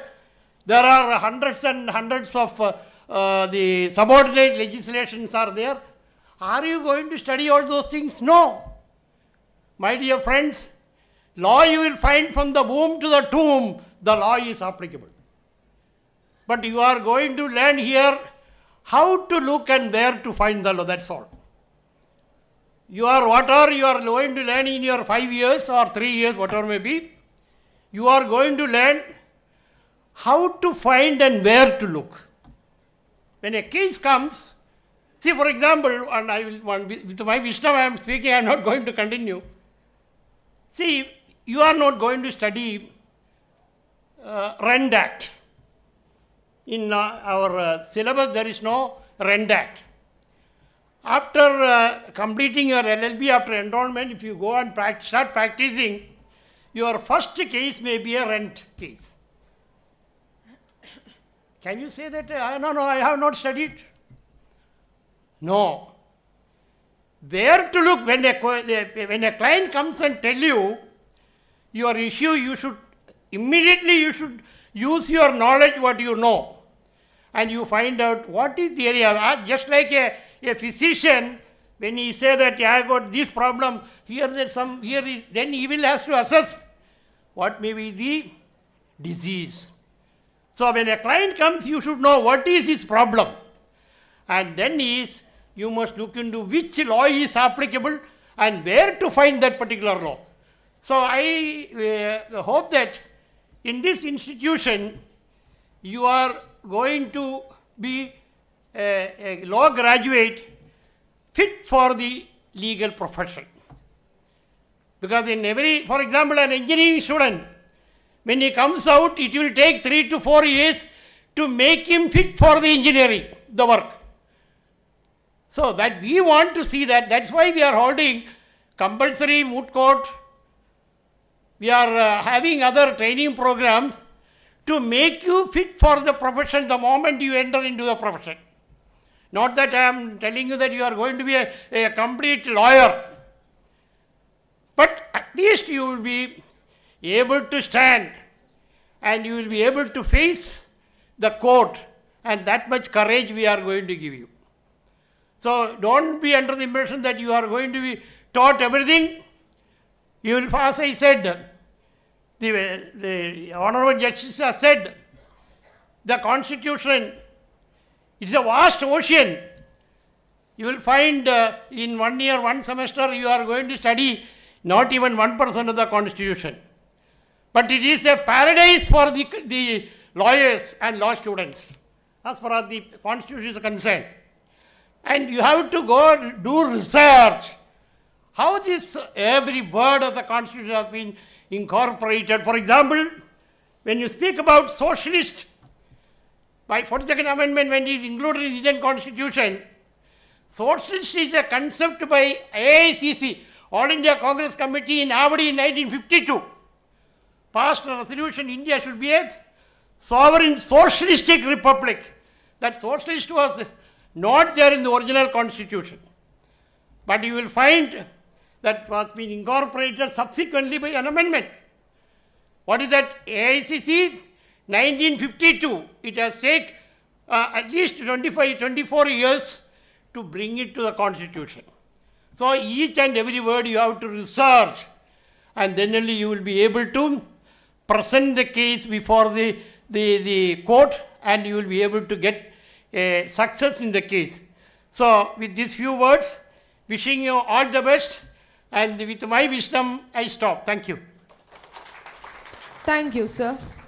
It's time we acknowledge the talent and hard work of our meritorious students. I request all the dignitaries on the dais to come forward to congratulate our rank holder, Ms. Jyoti R. of 3-year LLB Unitary Program of 2021 to 2024 batch, who secured first class with 7th rank from the University of Calicut. We request the Honorable Chief Guest, Justice Sri Babu Matthew P. Joseph, to present the memento to Ms. Jyoti R.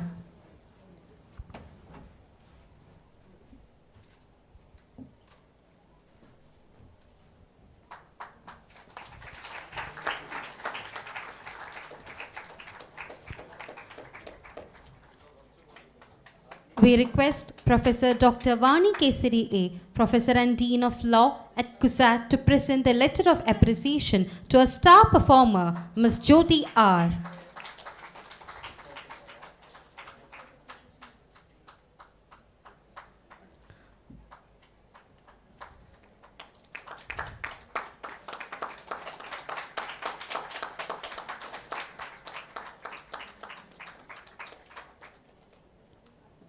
Thank you, dignitaries.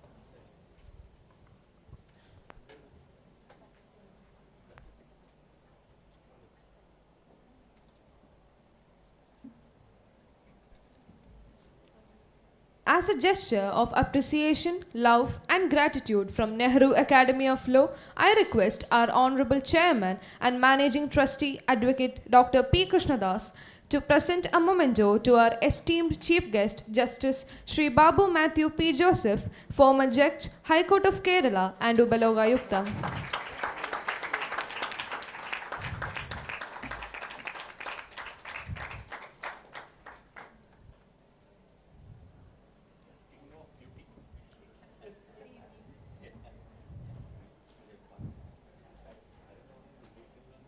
I request Dr. H. N. Nagaraja, Executive Director, Academics and Administration, to present a memento to the guest of honor, Professor Dr. Vani Kesari A, Professor and Dean of Law, CUSAT.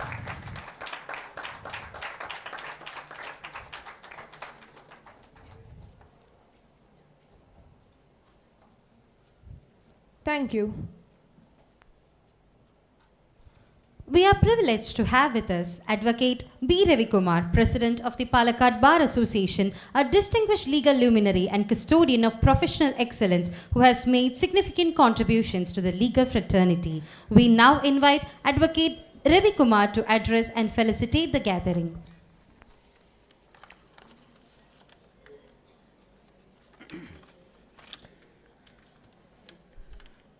Respected President of this function, Dr. Krishnadas, Advocate, Honorable Mr. Justice Babu Matthew, former Judge of the High Court of Kerala, the dignitaries on and off the dais, my dear friends.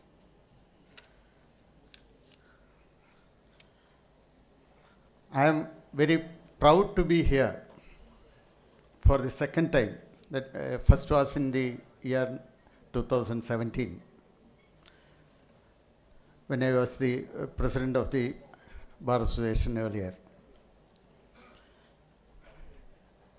For more than one reason. The first reason is that I was invited for the reason that I am the president of the Bar Association. And the second is that our distinguished guest, chief guest, I could share a stage with him because I started practice at the High Court of Kerala in the year 1987. At that time, he was practicing there at the High Court, and we know each other from that day onwards. For personal reasons, I shifted my practice to Palakkad in 1994. Till then, he was an advocate. I would say to the students that anybody can rise to any heights. The best example is our chief guest.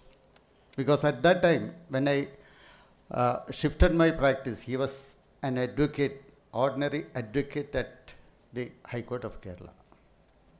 But with his hard work and dedication, he passed the district judge examination, and thereafter he reached the coveted post of the Judge, High Court of Kerala.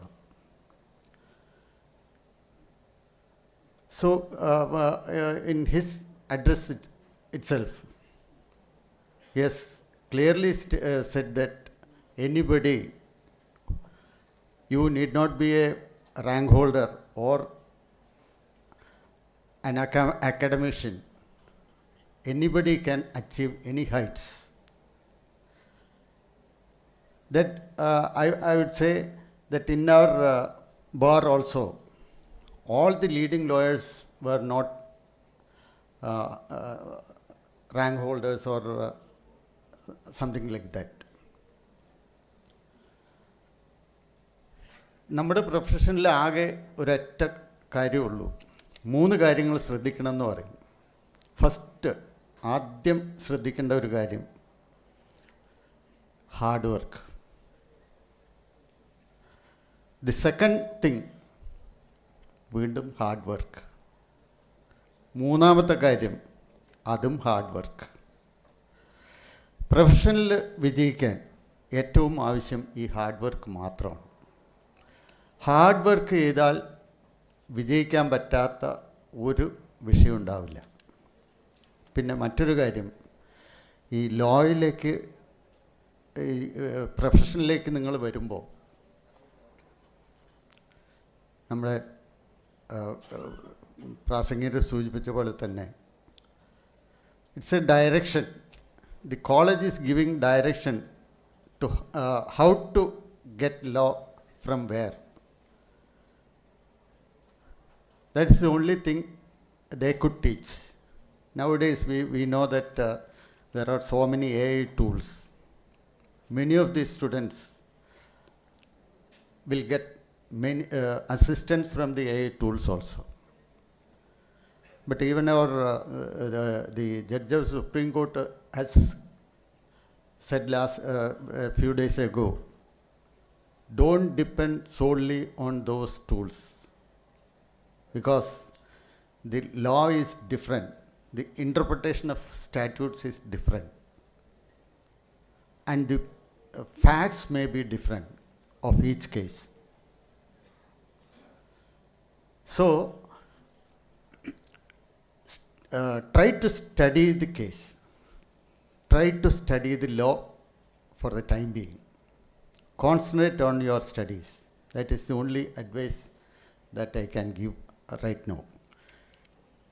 Now, as the president of the Bar Association, I am accompanied by our secretary, Advocate T.S. Rajesh Kumar. We can assure that there are internship programs right from the first year onwards. You will have to undergo internship programs. The Palakkad Bar, I can assure that the Palakkad Bar will be cooperating with this law college, and it is continuing with their cooperation, and we wholeheartedly welcome all the students of the Nehru Academy of Law to the Palakkad Bar for their internship at the court, as well as our offices. And the Bar Association will make all arrangements, I can assure that, for the successful internship of all the students of this law college. I congratulate all the new entrants to the profession, the law, this college, and I wish you a bright future in your studies as well as the profession. Thank you one and all. Thank you, sir. As a token of a deep appreciation, I, on behalf of Nehru Academy of Law, invite Dr. Soni Vijayan, our principal, to present Advocate B. Ravikumar with a memorial sapling.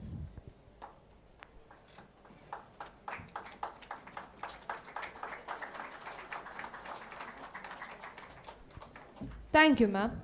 As a token of love and gratitude, I invite Dr. P.D. Sebastian, Professor, Nehru Academy of Law, to present Advocate T.S. Rajesh Kumar, Secretary, Bar Association, Palakkad, with a memorial sapling.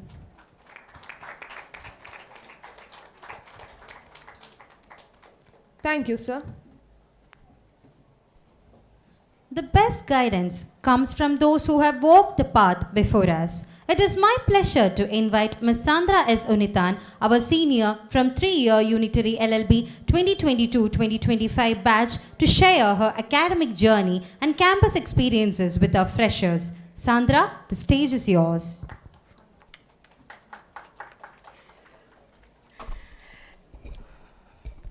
Good afternoon, everyone. I'm Sandra, a final semester 3-year LB student. It's actually a great honor to stand before you here today and welcome you all to this great institution. In 2022, when I stepped into this college, I was sitting where you are now. And the journey from that me to the one who is standing before you has been a long way. And it only happened because of our teachers, the encouragement they gave me, the support they gave me, the guidance they gave me. One thing I quickly discovered about our college is that our colleges give us so many opportunities to grow beyond the classrooms. We just don't learn from the books that we get.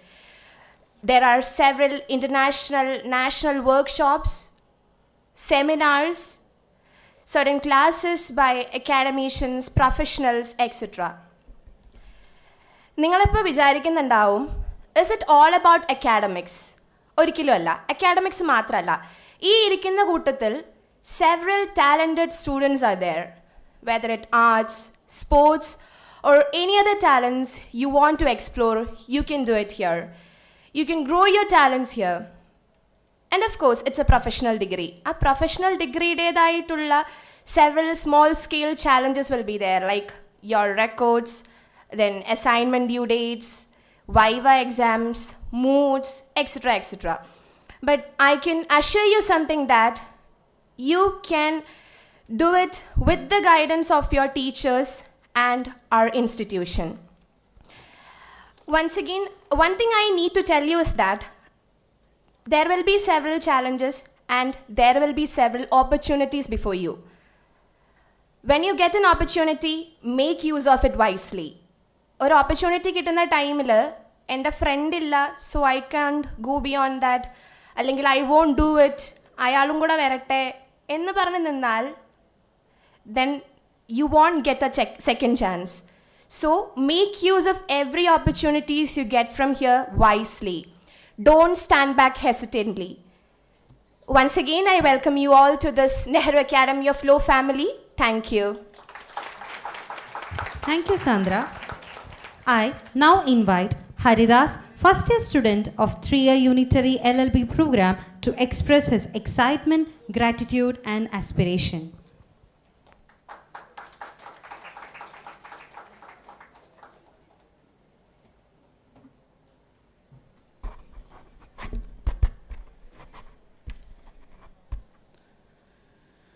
വേദിയിലെ വിശിഷ്ട വ്യക്തികളെ, ബഹുമാനപ്പെട്ട അധ്യക്ഷൻ, Nehru group of institutions managing trustee and chairman doctor P Krishnadas അവർകൾ, അതുപോലെ തന്നെ ഇന്നത്തെ ഉദ്ഘാടകൻ വിശിഷ്ടാതിഥി ഹൈക്കോടതി justice Shri Babu Mathew sir, CUSAT professor and dean Vani Kesari ma'am അവർകൾ, ഞങ്ങളുടെ പ്രിൻസിപ്പാൾ സോണി മാം, വേദിയിലെ മറ്റു വിശിഷ്ട വ്യക്തികളെ, പ്രിയപ്പെട്ട വിദ്യാർത്ഥികളെ, രക്ഷിതാക്കളെ, ഞാൻ നിങ്ങൾക്കൊരു സംശയം തോന്നും അല്ലേ, രക്ഷിതാവായിട്ട് ആണ് പഠിക്കാൻ വന്നിരിക്കണം എന്നുള്ള വിഷയം. എൻ്റെ കൂടെ വന്നൊരു ഷമ്മോഹൻ സാറുണ്ട്. അദ്ദേഹം വന്നപ്പോൾ നമ്മുടെ സെക്യൂരിറ്റി സ്റ്റാഫ് പറഞ്ഞു, പിന്നെ കാറിൽ നിന്ന് ഇറങ്ങുമ്പോൾ കുട്ടി ഇറങ്ങിയില്ല എന്ന്. അദ്ദേഹമാണ് കുട്ടി. അല്ല പറയാം, ഒരു കൗതുകം. അപ്പോൾ എൻ്റെ റിട്ടയർമെൻറ്റ് ഞാൻ ഒന്ന് പരിചയപ്പെടുത്താം. എൻ്റെ പേര് ഹരിദാസ് എന്നാണ്. ഞാൻ സ്റ്റേറ്റ് ഗവൺമെൻറ്റിലെ കോപ്പറേറ്റീവ് ഡിപ്പാർട്ട്മെൻറ്റിൽ അസിസ്റ്റൻറ്റ് രജിസ്ട്രാറായിട്ട് റിട്ടയർ ചെയ്തതാണ് ഈ മെയ് മാസം, കഴിഞ്ഞ 2 മാസം മുമ്പ്. 31/5 റിട്ടയർമെൻറ്റ്. ജൂൺ 1 ക്ലീയുടെ എൻട്രൻസ് എക്സാം. അപ്പോൾ പ്രതീക്ഷയൊന്നും ഉണ്ടായിരുന്നില്ല, ജസ്റ്റ് ഒന്ന് ട്രൈ ചെയ്തു, കുഴപ്പമില്ല, തരക്കേടില്ലാത്ത റാങ്കൊക്കെ കിട്ടി. എൻ്റെ താഴെയുള്ള ആൾക്കാർ തൃശ്ശൂർ ലോ അക്കാഡമിയിൽ ജോയിൻ ചെയ്തു. പക്ഷേ ഞാൻ ഫസ്റ്റ് ഓപ്ഷൻ നെഹ്റു അക്കാഡമിന് കൊടുത്തത്. അതുകൊണ്ട് സന്തോഷത്തോടെ ഇവിടെ ജോയിൻ ചെയ്തു, മറ്റേ ഓപ്ഷൻ കൊടുത്തില്ല. അപ്പോൾ എന്താണ് കാരണം ചോദിച്ചാൽ, ഞങ്ങൾക്കതിവിടെ അഡ്മിഷൻ എടുക്കാൻ വരുമ്പോൾ തന്നെ മനസ്സിലായത് ജീവനക്കാരിലെ ആ സ്നേഹപൂർവമായ പെരുമാറ്റം ഒരു പോസിറ്റീവ് അപ്രോച്ചാണ്, ഒരു ഹെൽത്തി അപ്രോച്ചാണ്. അല്ലാതെ നമ്മൾ ആദ്യം പോകുമ്പോൾ ഒരു വല്ലാത്തൊരു ഇറിറ്റേഷൻ ആദ്യം തോന്നിക്കഴിഞ്ഞാൽ നമ്മുടെ ആ മൂഡ് അപ്പോഴേ പോവും. അപ്പോൾ അതുണ്ടായിരുന്നില്ല. തീർച്ചയായിട്ടും ഇന്ന് ഞാൻ ഇപ്പോൾ ഈ കോഴ്സിന് വരുമ്പോൾ തന്നെ പലരും ചോദിച്ചു, റിട്ടയർമെൻറ്റ് വീട്ടിൽ വെറുതെ ഇരുന്നാൽ പോരെ, എന്തിനീ വേണ്ടാത്ത പണിക്ക് പോകണമെന്ന്. അപ്പോൾ ഞാൻ ഇന്ന് മനസ്സിലാക്കിയത് ഇന്ത്യൻ ഭരണഘടനയുടെ മൗലിക ഘടന മാറ്റാൻ ഒരു പാർലമെൻറ്റിന് കഴിയില്ല എന്നുള്ള കേശവാനന്ദ ഭാരതി കേസ് ഉൾപ്പെടെയുള്ള അത്യുഗ്രൻ ക്ലാസ് ഞാൻ ഇവിടെ വന്നില്ല, എനിക്ക് കിട്ടില്ലായിരുന്നു. തീർച്ചയായിട്ടും അപ്പോൾ അറിവ് അത് നമ്മൾ ഒരു തുടർക്കഥയാക്കണം. പഠനം ഒരു ലഹരിയായി കൊണ്ടു നടക്കുക ആവേശത്തോടെ. അതാണ് എനിക്ക് പറയാനുള്ളത്. കാരണം വെച്ചാൽ ഈ നമ്മുടെ വിദ്യാർത്ഥികൾ വന്നിരിക്കുന്നവർ കുറച്ച് പൈസയാണെങ്കിലും കൂടുതൽ പൈസയാണെങ്കിലും രക്ഷിതാക്കൾ കഷ്ടപ്പെട്ടും ചിലർക്ക് പൈസ കൂടുതലുണ്ടാവാം. പക്ഷേ ലക്ഷ്യം ഒന്ന് മാത്രമാണ്. കാരണം നമ്മുടെ ഒരു വ്യക്തി എന്ന നിലയിൽ രൂപപ്പെട്ട് നാളെ അവരുടെ കരിയറിൻ്റെ അത്യുന്നതങ്ങളിൽ എത്തിപ്പെടാൻ, നേരത്തെ നമ്മുടെ ബഹുമാനപ്പെട്ട ഉദ്ഘാടകൻ്റെ പ്രസംഗത്തിൽ അത് സൂചിപ്പിച്ചു. അദ്ദേഹം പച്ചയായ ജീവിത യാഥാർത്ഥ്യങ്ങളിലൂടെ അദ്ദേഹത്തിൻ്റെ കരിയർ ഹൈറ്റിൽ എങ്ങനെ എത്തിച്ചേർന്നുള്ളത് അത് ഓരോരുത്തർക്കും മാതൃകയാക്കാവുന്നതാണ്. നമ്മൾ തീർച്ചയായിട്ടും ഈ സ്ഥാപനത്തിൻ്റെ സൽപ്പേരും ക്രെഡിബിലിറ്റിയും സംരക്ഷിച്ചുകൊണ്ട് ഓരോരുത്തരും വീണ്ടും യൂണിവേഴ്സിറ്റിയുടെ ഈ ബാച്ച് ആദ്യ 10 റാങ്കിൽ തന്നെ ഒരുപാട് റാങ്കുകൾ നേടാൻ കഴിയട്ടെ എന്നും അതിനുവേണ്ടി ഒരു വിദ്യാർത്ഥി എന്ന നിലയിൽ എല്ലാവിധ സഹകരണവും ഞങ്ങളുടെ സീനിയർ ബാച്ച് ഒരു 4-5 പേരാണ് ഇന്ന് കണ്ടത്, അവരുടെ ഭാഗത്തുണ്ടാവും. തീർച്ചയായിട്ടും നമുക്ക് മുന്നോട്ട് പോകാം. എല്ലാവിധ ഈ മോട്ടിവേഷൻ ക്ലാസ്സിനും ഈ ഇൻഡക്ഷൻ പ്രോഗ്രാമിനും എൻ്റെ വ്യക്തിപരമായ പേരിലും എല്ലാ വിദ്യാർത്ഥികളുടെ പേരിലും ഹൃദയം നിറഞ്ഞ നന്ദി രേഖപ്പെടുത്തുന്നു. നന്ദി, നമസ്കാരം. Thank you, Haridas. Every meaningful gathering deserves a moment of gratitude to honor the efforts, acknowledge the presence, and cherish the contributions that made it all possible. We now invite Ms. Karishma K, Assistant Professor, Nehru Academy of Law, to deliver the vote of thanks.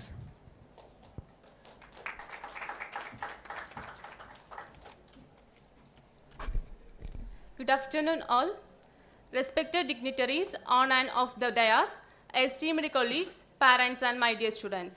On behalf of Nehru Academy of Law, I begin by expressing our profound gratitude to our revered chairman and managing trustee, Advocate Dr. P. Krishnadas, whose visionary leadership and steadfast support continue to guide our institution's journey. We are deeply indebted to Honorable Mr. Justice Babu Matthew P. Joseph for honoring us with his insightful inaugural address. And to our distinguished guest of honor, Professor Dr. Vani Kesari, for her inspiring words that have left an indelible mark on this gathering. Our sincere appreciation extends to Professor Dr. H.N. Nagaraja and Dr. P.D. Sebastian for their enlightening address. And also to our esteemed principal, Dr. Soni Vijayan, for her leadership that forms the backbone of our institution. We also acknowledge the gratitude, the contributions of Professor Dr. R. Gauri and Dr. R. Krishnakumar in absentia. We are particularly thankful to Advocate B. Ravikumar, President, Palakkad Bar Association, and Advocate Rajesh Kumar, Secretary, Palakkad Bar Association, for gracing this occasion with their esteemed presence and support. Special recognition is due to Advocate Unnikrishnan and Ms. Manjari for their gracious introduction of our distinguished guest.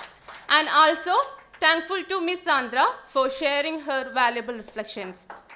We extend our heartfelt thanks to Ms. Reshma Ravindran and her team for their impeccable coordination as Masters of Ceremony. And also our sincere thanks to IQAC Coordinator and Associate Professor Dr. Sumesh Kavisheri, our Administrative Manager Mr. Umesh T.U., our PRO Mr. Murali, the dedicated admission team, the provision audio-visual team, the media and photography for their invaluable contributions. We equally appreciate the presence of principals from sister institutions and head of departments who have honored us with their solidarity. I also thanks to Mr. Haridas, the first year student of 3-year LLB Unitary, for his warmful words. Finally, our dedicated committee members, faculty members, student volunteers, staffs, wonderful parents, and brilliant students. This celebration of excellence stands as a testament to your collective efforts. To everyone who has contributed in ways seen and unseen, we offer our deepest gratitude. Thank you for making this event a resounding success and for being integral to the Nehru Academy of Law family. Once again, thank you. Thank you, ma'am. Thank you for joining us as we begin this exciting journey of knowledge and growth. Let us together make the most of this academic adventure. We wish our new entrants a future filled with success and bright opportunities. I request everyone to rise for the national anthem.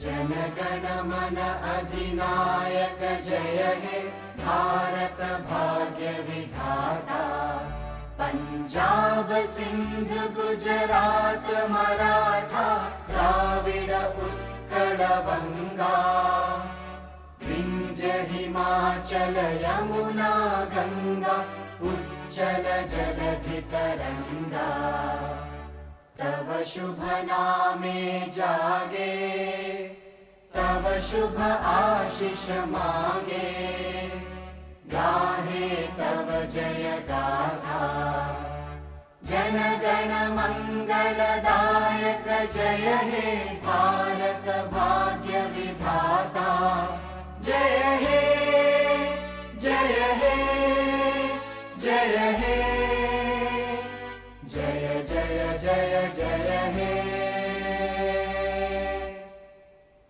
Thank you.